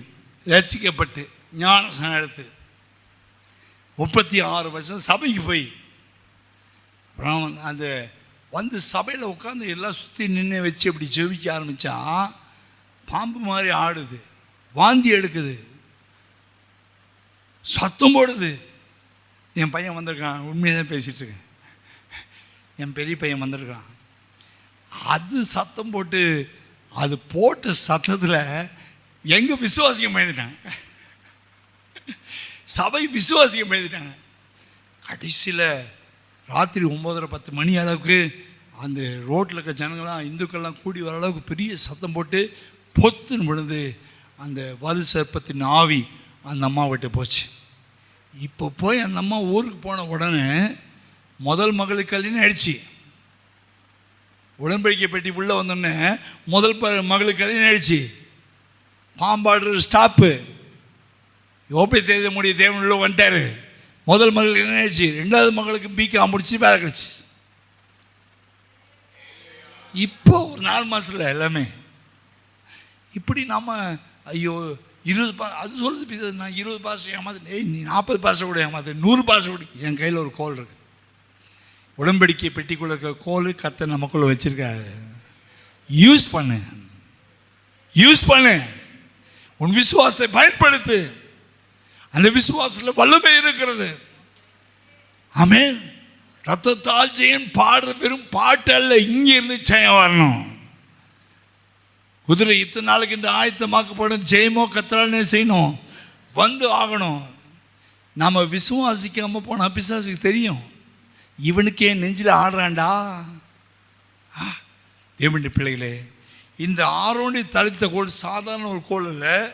இயேசு கிறிஸ்துவுடைய உயிர்த்தெழுந்த வல்லமையை அது வெளிப்படுத்துகிறது. பாருங்கள், இவன் இந்த கோல் யாரோட கையில் வந்துச்சு, ஆரோன் கையில் டிரான்ஸ்ஃபர் ஆச்சு. எப்போது ஆசரிப்பு கூடாரம் செய்தபோது அந்த பெட்டியை செய்து அதுக்குள்ளே அந்த கொம்பை கொண்டு வந்து வச்சாங்க. எப்போ வச்சாங்கன்னா இந்த இஸ்ரவேலர்களுக்குள்ள சண்டை வந்துச்சு. யூதா கோத்திரம் வந்துட்டான், ரூமன் கோத்திரம் வந்துட்டான், சிமியோன் வந்துட்டான். ஏய், தேவி கோத்திரம் தான் ஊழி செய்யணுமா, ஆரன் தான் ஊழி செய்யணுமா, அவனை விட்ட வர யாரும் ஊழி செய்ய முடியாதா? ஏய், நாங்களும் ஊழி செய்ய வேண்டாம், நாங்களும் ஊழி செய்வோம், நாங்களும் தூபக்கலசம் எடுப்போம், நாங்களும் ஊழி செய்வோம். அப்போ சொன்ன கர்த்தர் இது பிரச்சனை சரி பண்ணிடுவோம், பிரச்சனை கிடையாது. என்ன ஆகும், 16-17 அதிகாரத்தில் ஆண்டவர் 2 காரியத்தை செட்டில் பண்ணுறார். ஒருத்தன் தூபக்கலசம் எடுத்தான், பூமி ஓப்பனை தந்து உள்ளே போயிட்டாங்க. இன்னொரு குரூப் என்ன பண்ணாங்க, ஏய் நாங்களும் ஆசாரியை ஒழிச்சோம். ஏய் வாங்கடா, ரூபன் கொம்பு எடுத்துட்டு வா, சிமியோன் கொம்பு எடுத்துட்டு வா, அவன் போய் பச்சை கொம்பு நல்லா பார்த்து, நல்ல கொம்பா பார்த்து, நல்ல கரும்பா கெட்ட கரும்பா பார்த்து ஜாக்கிரதையாக வச்சுட்டு தேவ பிரசனத்தில் வைக்க போகிறோம். ஏன் கொம்பு தான் துளிர்க்கும். ரூபன் கொண்டு வரான், நத்தலி கொண்டு வரான், காத்து கொண்டு வரான், இசக்கார் கொண்டு வரான், 12 கோலை கொண்டு வந்தாங்க. கடைசியில் இந்த 40 வருஷம் நேரத்தில் இந்த கோல் நடத்துச்சா? மீதி 40 வருஷம் ஆச்சா? இந்த தாத்தாக்கு எவ்வளோ? இந்த தாத்தா கோலுக்கு எவ்வளோ வயசு? 80 வயசு. தாத்தா கோல் உளுத்து போன ஒரு கோல். ஆமேன். நல்ல தாத்தா உளுத்து போன ஒரு கோல். டப்பு டப்பு தன்னா ஹாலோ சவுண்டு, போல்டு சவுண்டெல்லாம் கேட்குது. இவன் பச்சையாக பார்த்து செட்டிங்காக பார்த்து கொண்டு வந்து வைக்கிறான். நீங்கள் வீட்டில் போய் இன்னாம 16, 17 வாசித்து கொள்ளுங்க. நான் வாசிக்க டைம் இல்லை. ரூமன், நப்தலி, செபுலோன் எல்லாம் வச்சாங்க. ஆசை கூட வாசலை கொண்டு வைக்கிறாங்க. மோசே சொல்கிறான், இந்நாளைக்கு காலையில் வாங்கடா எல்லாம். நான் இவன் தான் ஊழியம் செய்யணும், அவன் தான் ஊழியம். நான் ஏற்படுத்தலை. கர்த்தர் ஆரோனை பிரதனாசனை ஏற்படுத்தினார். நான் ஏற்படுத்தவில்லை. நான் கர்த்தருக்கு கர்த்தர் சொல்கிறது மட்டும் தான் செய்வேன் தவிர நான் எதையும் செய்கிறேன் கர்த்தர் செய்கிறார் என்பதை நாளை காலையில் வாங்க. எல்லாம் வந்தான். ரூபன் ஓடி வரான், சிமியன் ஓடி வரான், நப்தலி கோத்திரம் ஓடி வருது. எல்லாம் ஓடி வந்து எல்லாமே தூங்குது. கோல் எல்லாமே அப்படியே இருக்குது. அது காயுது. நைட்டெல்லாம் பனி பெஞ்சு காயுது. ஆனால் இந்த கோல் 80 வருஷம் காஞ்சி போச்சு. பார்த்தீங்களா? இது துளிர் விட்டு இதில் இலைகள் இதில் வாதுமை பிஞ்சுகள் பூக்கள் காய் காத்து பூ புத்து வச்சு. ஹல்லேலூயா, ஹல்லேலூயா. இந்த சாயங்கால வேளை கர்த்தருடைய ஆவியானவர் பேசுகிறார். நீ தேவன் மேல் இருக்கிற விசுவாசத்தில் வைராக்கியமாக இருப்பாயானால், அவருடைய உயிர்த்தெழுந்த வல்லமையை நீ விசுவாசிப்பாயானால், உன்னுடைய சரீரம் எவ்வளவு உழுத்து போயிருந்தாலும் தேவ ஆவியான உனக்குள்ள பலமாய் இறங்கும் போது சாவுக்கு ஏதுவான சரீரத்தை அவர் உயிர்ப்பிப்பார். பரிசுத்தாவின் வல்லமை சாவுக்கு ஏதுவான சரீரங்களை உயிரடைய செய்யும். இந்த நாட்களிலே ஆதி நாட்களில் இயேசு உயிரோடுக்கான விசுவாசத்தில் நமக்குள்ளே பிரச்சனைகள், சூழ்நிலை, போராட்டம் வரும்போதெல்லாம் சில பேர் ஆண்டவர் கூட இருக்கிறாரா இல்லையா என்கிற பிரச்சனைகள், கேள்விகள், பயங்கள் உன்னை கர்த்தரை விட்டு திரும்ப பிரித்து இருக்கலாம். ஆனால் இந்த உபவாச நாள், இந்த 18 நாளில் கர்த்தர் பேசுகிறார், உனக்குள்ளே இருக்கிறவர் சாலமோனிலும் பெரியவர், யோனாவிலும் பெரியவர், தேவ ஆலயத்தில் பெரியவர். அவர் சொல்ல ஆகும், அவர் கட்டளை நிற்கும். ஹல்லேலூயா. ஒரு உயிர்த்தெழுந்த ஒரு கோல், உயிர்த்தெழுந்த வல்லமை. இந்த காரியம் தாவீதுக்கு தெரியல, ஊசாக்கு தெரியல, ஓபேத் ஏதோமுக்கு தெரியுது. நீங்கள் நானும் புதிய ஏற்பாட்டில் உண்மையான ஓபேத் ஏதோமா இருப்போமானா உனக்குள்ள ஒரு கோல் துள்ளி விட ஆரம்பிக்கும். ஏசாயா 58:8 சொல்லும்போது உன் சுகவாழ்வு சீக்கிரத்தில் துளிர்க்கும். இதோ நான் அவர்களுக்கு சௌக்கியமும் ஆரோக்கியம் வரப்பண்ணி அவர்களை குணமாக்கி. சொல்லுங்க, எரேமியா 33:6. இதோ நான் அவர்களுக்கு சௌக்கியமும் ஆரோக்கியமும் வரப்பண்ணி அவர்களை குணமாக்கி பரிபூர்ண சமாதானத்தையும் சத்தியத்தையும் கட்டளிடுவேன். அவர் யார்? அவர் உயிர்த்தெழுந்த இரட்சகர். அவர் யார்? அவர் துள்ளிவிட்ட கோல். தோமா சொல்றான், ஏய் நீங்களா பார்த்தீங்களா? நான் பார்க்கலையே. அவர் வந்தாருன்றீங்க, சமாதானம் சொன்னாருன்றீங்க, நாங்கள் ஒரு பார்த்தோம் நீங்கள் சொல்றீங்க. நான் நம்ப மாட்டேன். நான் பார்க்கணும், அவரை டச் பண்ணணும், அவரை தொடணும். அப்போதான் அது துள்ளி விட்டுக்குதா செத்து போச்சா? கரெக்டாக 8 நாள் கழிச்சு சாமி வந்தார். அதுவும் பாருங்க, ஃபர்ஸ்ட் டே உயிர்த்தெழுந்த நாள், 8வது நாள் சண்டே, அதுவும் உயிர்த்தெழுந்த நாள். 8வது நாள் வந்து 11 பேர் இருக்கும்போது, தம்மாவே வாப்பா வாப்பா, உனக்கு எனக்கு சேலஞ்சு, நான் உயிர்த்தெழுந்த கோலா இல்லையா செக் பண்ணுவா, போடு விழாவில் போட்டு பாரு. அவன் போட்டான் பாருங்க. என் தேவனே, என் ஆண்டவரே, அப்பிலே கிடையாது. அக்செப்ட் பண்ணி தான் ஆகணும். அவர் தான் நம்முடைய மத்தியில் வந்திருக்கிறார். அவர் தான் முதலாவது தேவனே என்று சொன்ன ஒரே ஒரு ஆள் யார் தெரியுமா? தோமா தான்.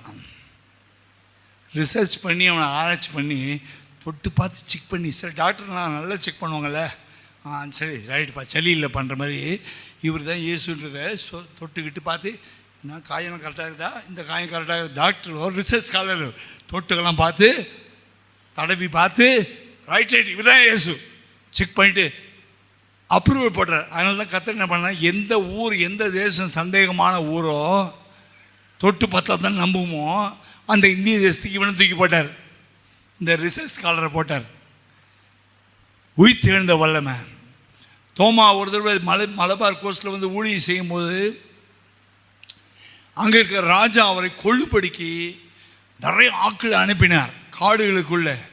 இந்த மனுஷன் உள்ள காடுகளுக்குள்ளே போய் இருக்கும்போது ஒரு நாள் அந்த மந்திரி சபையில் ராஜாவுடைய மந்திரி மலபார் ராஜாவுடைய மந்திரி சபையில் ஒரு அந்த ஒரு மந்திரியுடைய கை நாய் கவிட்டு போயிடுச்சு, தொங்கிட்டு ரத்தம் ஊற்றிட்டே நிற்கிறார் ஒரு மந்திரி. அப்போ இந்த ராஜா சொல்கிறார், ஏய் இன்னொரு பயங்கரமான ஒரு ஆள் ஒருத்தன் வந்து ஏசு கத்துறான், அவனை முதல்ல கூப்பிட்டு வா. அவன் வந்து இந்த கை கரெக்டாக நாய் கொண்டு போன கை கொண்டு கையை சரியாக்கிட்டான்னா நான் இயேசு கிறிஸ்துவை நம்புகிறேன் என்று சொன்னான்.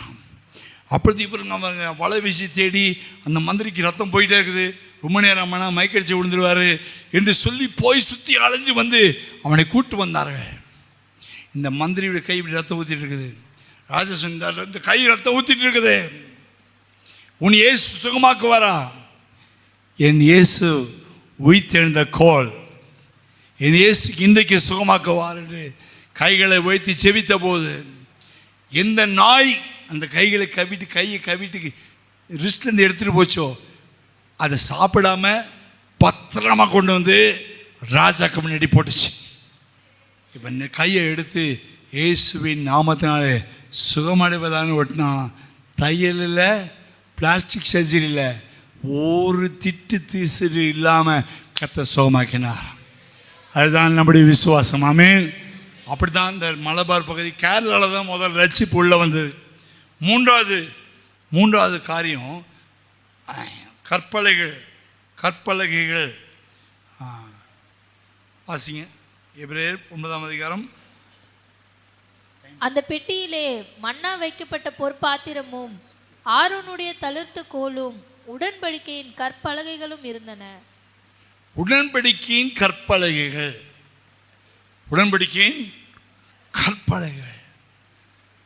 பழைய ஏற்பாட்டு காலத்தில் கர்த்தர்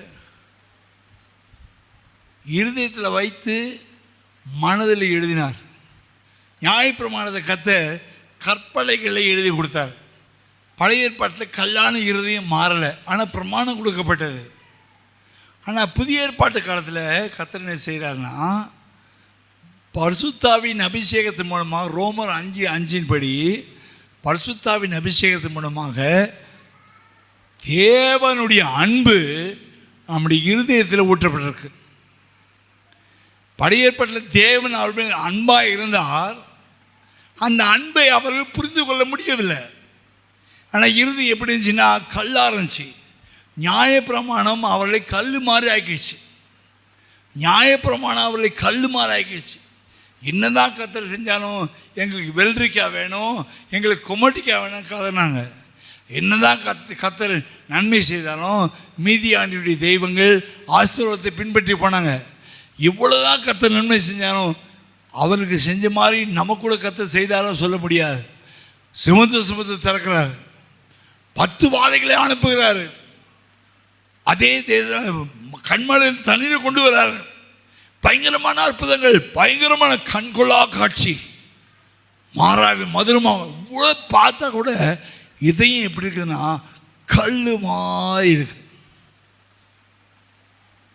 அதனால பழைய ஏற்பாட்டு காலத்துக்கு கர்த்தர் என்ன செய்யனா கற்பலகைகளில் 10 கட்டளைகள் எழுதினார். அது 4 கட்டளைகள் தேவனுக்கு மனுஷனுக்குரியது, 6 கட்டளைகள் மனுஷனுக்குரியது எழுதினார். இருதய பலகையில் எழுதாமல் கற்பலைகளை எழுதினார். அவர்கள் கற்பனைகள் இந்த ஜனங்க அடிக்கடி மாறி போகிறாங்க, மீறி போகிறாங்க, வலிமை போகிறாங்க, சுத்த இருதயம் இல்லை, பின்வாங்கி போகிறாங்கன்னு சொல்லி, கல்லான இருதயமாக இருக்கிறார்கள்னு சொல்லி கற்பலைகளை எழுதி கொடுத்தார். கடைசியில் ஆண்டவர் இந்த கற்பலைகள் இருக்கிறதான பிரமாணங்கள் மட்டும்தான் கானானுக்குள்ளே கத்த கொண்டு போனார். வேறு எதையும் கத்த கொண்டு போகவில்லை. ஆரோனி தளித்த கோலோ இல்லை மண்ணாவோ அதுக்கப்புறம் கிடையாது. கானானுக்குள்ளே போகும்போது அந்த 2 கற்பலைகள் மட்டும்தான் உள்ளச்சு. ஏன்னா இதையும் எடுக்க முடியாதுன்னா, வானம் பூமி ஒழிந்து போனாலும் என் வார்த்தைகள் ஒழிந்து போவதில்லை. எல்லாமே அழிஞ்சு போகலாம், எல்லாமே அழிந்து போனாலும் வார்த்தைகள் அழிந்து போகாது. வசனம் ஒரு தீர்க்க தரிசனமானாலும் கூட ஒழிந்து போகும். ஆமேன், ஆமேன். எல்லாம் அழிந்து போகலாம், ஆனால் தேவனுடைய அன்பு ஒரு காலம் ஒழியாது. அன்பின் நிமித்தமாக தான் தேவன் அந்த வார்த்தைகளை கொடுத்தார். இயேசுவே கடைசியாக அந்த வார்த்தையாக, அந்த கற்பனையாக, அந்த பலகையாக இந்த பூமியில் வந்து மனுஷருக்குள்ள கிருபை சத்தியமாக அவரே வாசம் பண்ணினார்.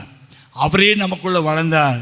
நான் சிறுக வேண்டும், அவர் பெருக வேண்டும். யோவான் சொல்வது போல நாமும் வசனத்தில் வளர வேண்டும், அன்பிலே வளர வேண்டும், அன்பிலே வளர வேண்டும் என்று சொன்னால் பரிசுத்தாவின் அபிஷேகத்தை பெற்றுக்கொள்வோமானால் சத்தியம் ஆவியானவர் சகல சத்தியத்துக்குள்ளே வழி நடத்துவார். ஆமென், அல்லேலூயா. ஒரு காலத்தில் பெந்தேகோஸ்து சபைகளில் கொஞ்சம் நேரம் அந்நிய பாஷை பேசி ஆவி நிறைய வச்சா பாஸ்டால நிறுத்த முடியாது, இப்படி தட்டி நிறுத்த முடியாது.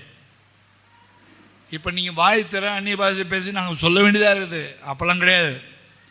கேரளாலாம் நீங்கள் அந்நிய பாஷை பேசி ஆவி நினைஞ்சாங்கன்னா காலைல 9 மணிக்கு பாஸ்டர் பிரசங்கம் பண்ண முடியாது. மதியம் 4 மணிக்கு அந்நிய பாஷை பேசிகிட்டு இருப்பாங்க. நான் அதுக்கப்புறம் 6 மணிக்கு சாயந்தரம் பிரசங்கம் ஆரம்பித்து நேற்று எல்லாருக்கும் கஞ்சி சோறு போட்டுருப்பாங்க. கஞ்சி சோறு சந்தோஷமாக சாப்பிட்டு சோத்திராண்ட பிரியாணி போவாங்க. பிரியாணி போட்டு தானே போவாங்க. அல்லேலூயா. பயங்கரமான எழுப்புதல், பிசாசுகள் ஓடும்.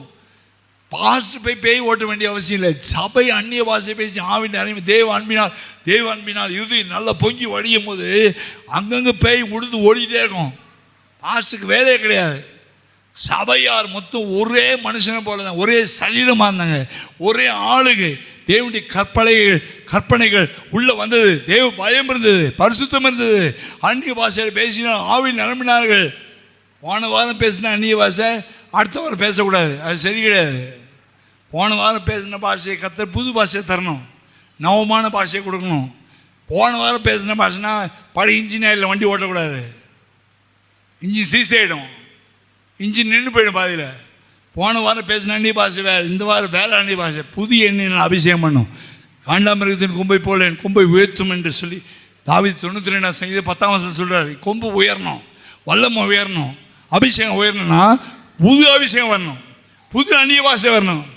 உங்கள் இன்ஜினுக்கு ஆயில் மாற்றுறது கிடையாதா? இன்ஜினுக்கு ஆயில் மாற்றுறது கிடையாது. பஸ் ஓட்டுறவங்க, லாரி ஓட்டுறவங்க, கார் ஓட்டுறவங்க, 2 வீலர் ஓட்டுறவங்க.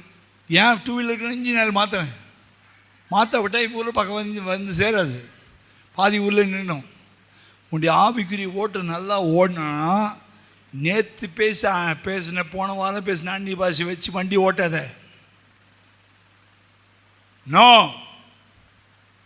தேவ அன்பு உன் உள்ளத்தில் ஊற்றப்படும் போது, தேவனுடைய அபிஷேகம் ஊற்றப்படும் போது அந்த அக்னிமயமான நாவுகள் வெளியே வரும். அவருடைய இறுதியும் கொழுந்து விட்டு எரியும். இம்மா ஒரு சீசருடைய இறுதி என்ன செஞ்சது? கர்த்தர் பேசிட்டே வருகிறார், அன்பு ஊற்றப்படுது, தேவனுடைய பாசம் ஊற்றப்படுது, அவருடைய இறுதி கொழுந்து விட்டு எரிந்தது. அப்போஸ்தலர் 4ஆம் அதிகாரத்தில் அப்போஸ்தலர் கூடி ஒரு இடத்துல கூடி ஜெபிக்கும் பொழுது ஆண்டவரே பரிசுத்த பிள்ளையாக இயேசுவின் நாமத்தினாலே சொல்லி ஜெபிக்கிறாங்க. அவ்வளோதான். அவர் அந்நிய பாஷை பேச ஆரம்பித்த அந்த நேரத்தில் கூடி இருந்த இடமே கிட்டு கிட்டு கிட்டு கிட்டுன்னு அசைந்தது. ராஜாக்கள் பயந்தார்கள், ஏரோது கூட பயந்தான். அக்ரிப்பா ராஜாக்கு முன்னாடி பவுல் போய் நிற்கிறார். காரணம் என்ன? பரிசுத்தாவின் வல்லமை. சேவானை கொலை செய்ய வராங்க. கிறிஸ்துவின் அன்பு அவங்களுக்கு ஊற்றப்பட்டிருக்குது. இந்த கற்பலையில் இருக்கிற வார்த்தைகள், வசனங்கள், தேவ அன்பு. முதலாவது தேவன்கிட்ட அன்பு கூறுவாங்க, பிறன்ட்டு அன்பு கூறுவாங்க. 2 கட்டளை இயேசு மாதிரி கொடுத்தார். அது அவனுக்குள்ள திறமா இருக்குது. பவுல் சார் கிறிஸ்துவின் அன்பை பிரிப்ப வேண்டியா? இவன் முறைச்சி பல்ல அடிக்கிறான். இவன் ஒரு ஊழியக்காரன் அடிச்சு காலி பண்ண வர்றாங்க. கண்டித்து உணர்த்துறார், பேசுகிறார், பிரசங்கம் பண்ணுறார். அடிச்சு பாஸ்டர் இப்போ அடிச்சிடுவான். அவன் அப்படியே பார்க்குறான். அவன் முகத்தை பார்த்தா அழகான தேவதூதனை போல இருக்குது. அப்படியே பார்க்குறாங்க. ஆலோசனை சங்கத்தில் இருக்க முறைச்சி பார்க்குறாங்க. அடித்து காலி பண்ணலாம். இவனுக்கு அன்பு இருக்குது, அவங்களுக்கு ஒம்பு இருக்குது. நீங்கள் யாரையா முறைச்சி பார்க்காதீங்க, அன்பினால் நிரப்பப்படுங்க. உன்னுடைய வீட்டுக்குள்ளே அன்பு உண்டாகட்டும். தேவ அன்பு அந்த கற்பலையில் போடப்பட்ட கற்பலைகள் என்ன தெரியுமா? அன்பின் கட்டளை. தேவனுடைய அன்பு உனக்குள்ளே ஊற்றப்படுவதாக. இந்த சாயங்காலம் எந்த மனுஷன் மேலே கசப்பு கோபம் வச்சுக்காதீங்க. எரிச்சல் வேணாம், வேதனை வேணாம். வேதனை உண்டாக்கும் வழி என்ன உண்டோ என்று பார்த்து நித்திய வழியை நடத்தும். தேவனே என்னை ஆராய்ந்து இருதயத்தை ஆராய்ந்து அறிவீராக.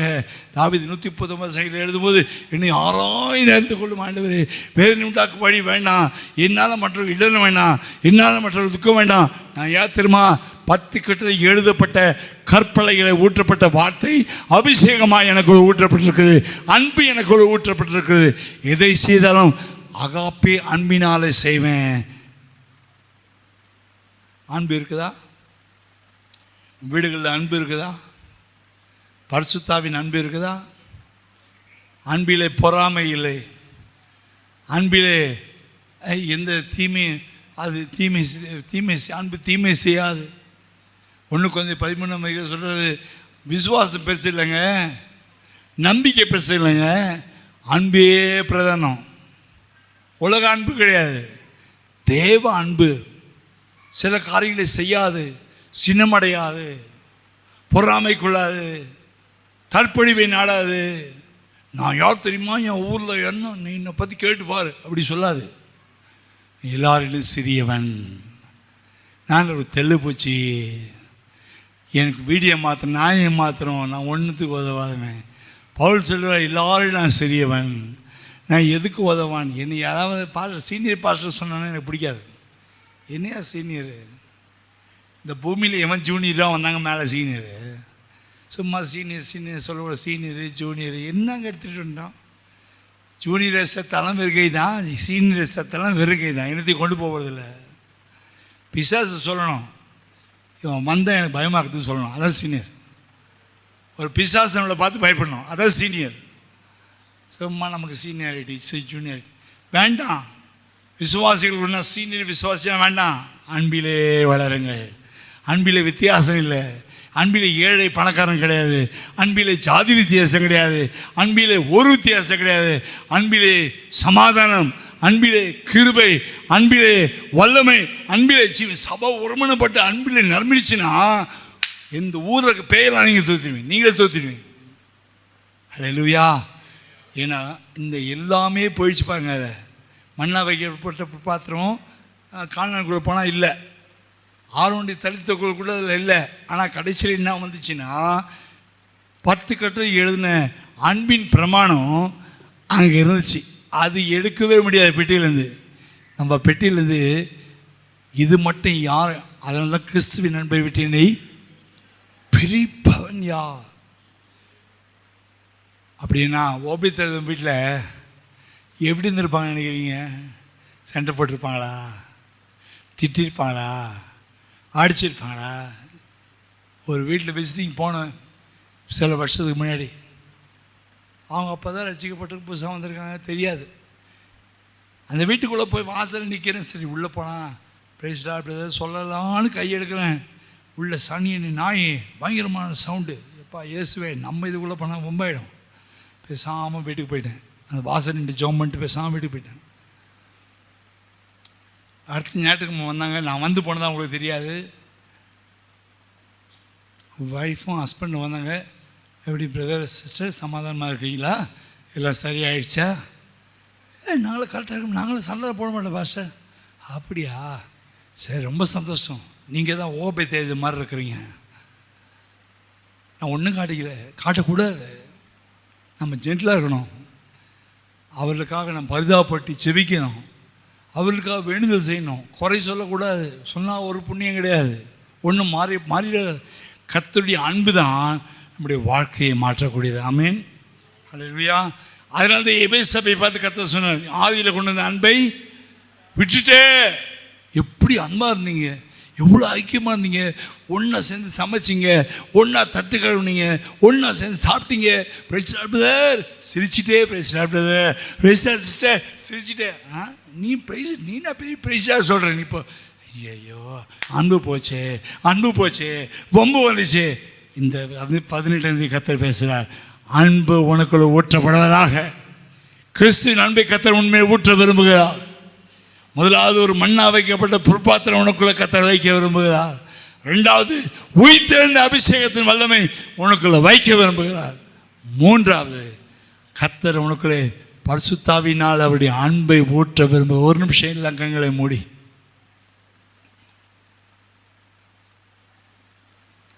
அன்பில்லாதவன் தேவனை அறியான்.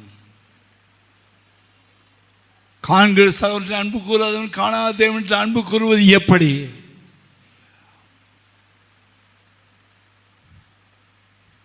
தன்னுடைய சகோதரன் அன்பு கூறாதவன் இருளிலே நடக்கிறான். வெளிச்சத்தின் பிள்ளைகளாக இருங்கள் என்று ஆண்டவர் சொன்னார். எல்லாம் கண்களே போடுங்க. தயவுசெய்து யாரையும் பார்க்க, ஏசப்பா மட்டும் பாருங்க. ஒரு 5 மினிட்ஸ்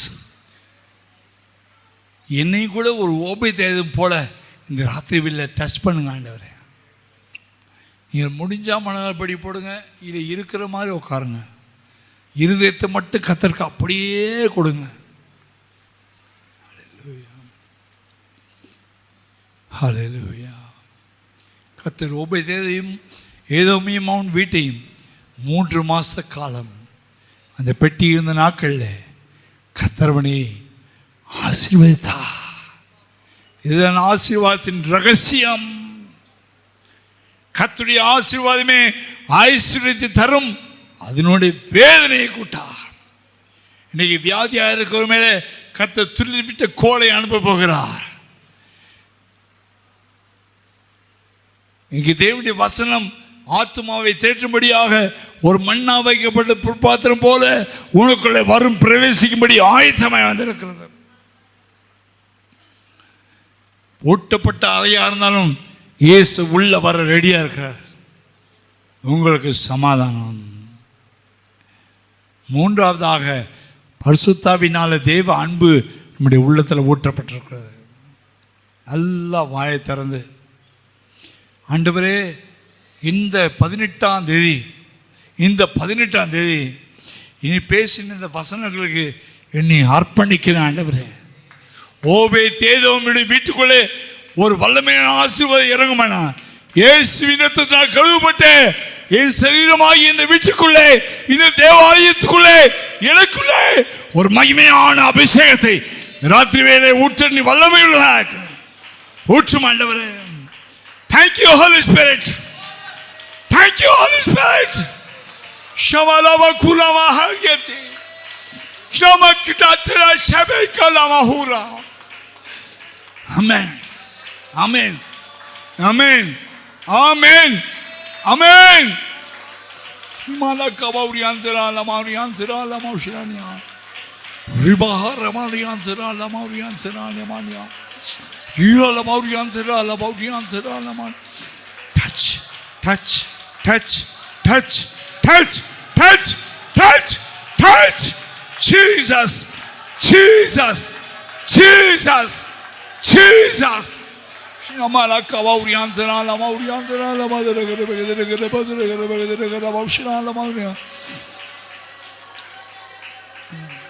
விட்டு கொடுங்க. ஆவியானவருக்கு ஃபுல்லா விட்டு கொடுங்க. நான் இல்லப்பா, எல்லாம் நீங்க தான் ஆண்டவரே, என்ன அர்ப்பணிக்கிறேன் ஆண்டவரே. ஆமென், ஆமென்.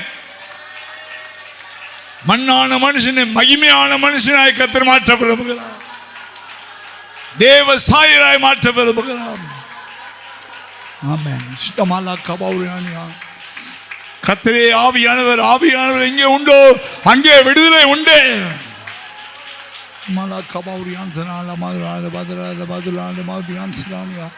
ரத்தம் ரத்தம் ரத்தம் ரத்தம் ரத்தம் ரத்தம் ரத்தம் ரத்த ரத்த ரத்த ரத்த ரத்த ரத்த ரத்தம். ஆமென், ஆமென், ஆமென், ஆமென், ஆமென், ஆமென். கிருபை, கிருபை, கிருபை, கிருபை, கிருபை, கிருபை, கிருபை.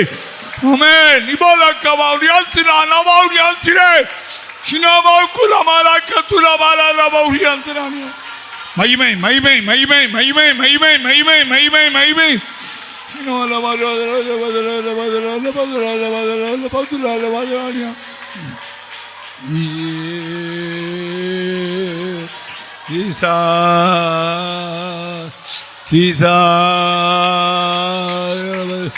ஆமேன் ஆமேன் ஆமேன். 2 நிமிஷம் தான், 2-3 நிமிஷம் தான். விட்டு கொடு. கர்த்தர் தொழட்டும், கர்த்தருடைய தொழட்டும், கர்த்தருடைய ஆசீர்வதிக்கட்டும். ஆமென். உன் வாயை விரிவாய் திற, நான் அதை நிரப்புவேன் சொல்லி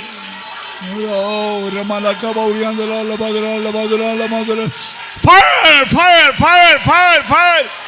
right now in Jesus name.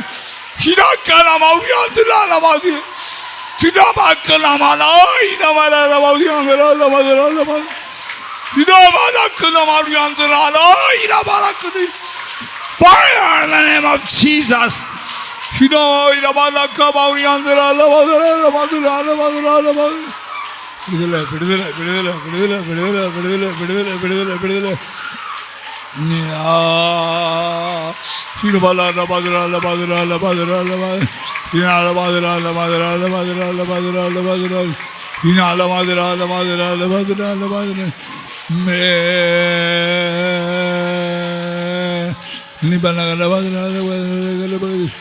புதுபலன். ஆமென். கழுகு போல சரீரம் அடிக்கிற புதுபலன், புதிய அந்நிய பாஷை, புதிய அபிஷேகம், உயிர் தெழுந்த வல்லமை, சுகமாக்குற வல்லமை, ஜீவன்.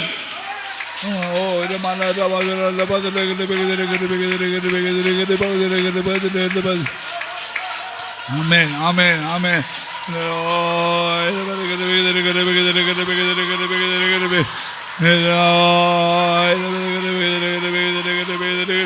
Fire.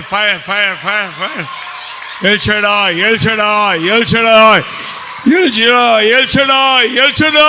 Shaddai. Oh, Ramalaka Mauriandra. Valamai.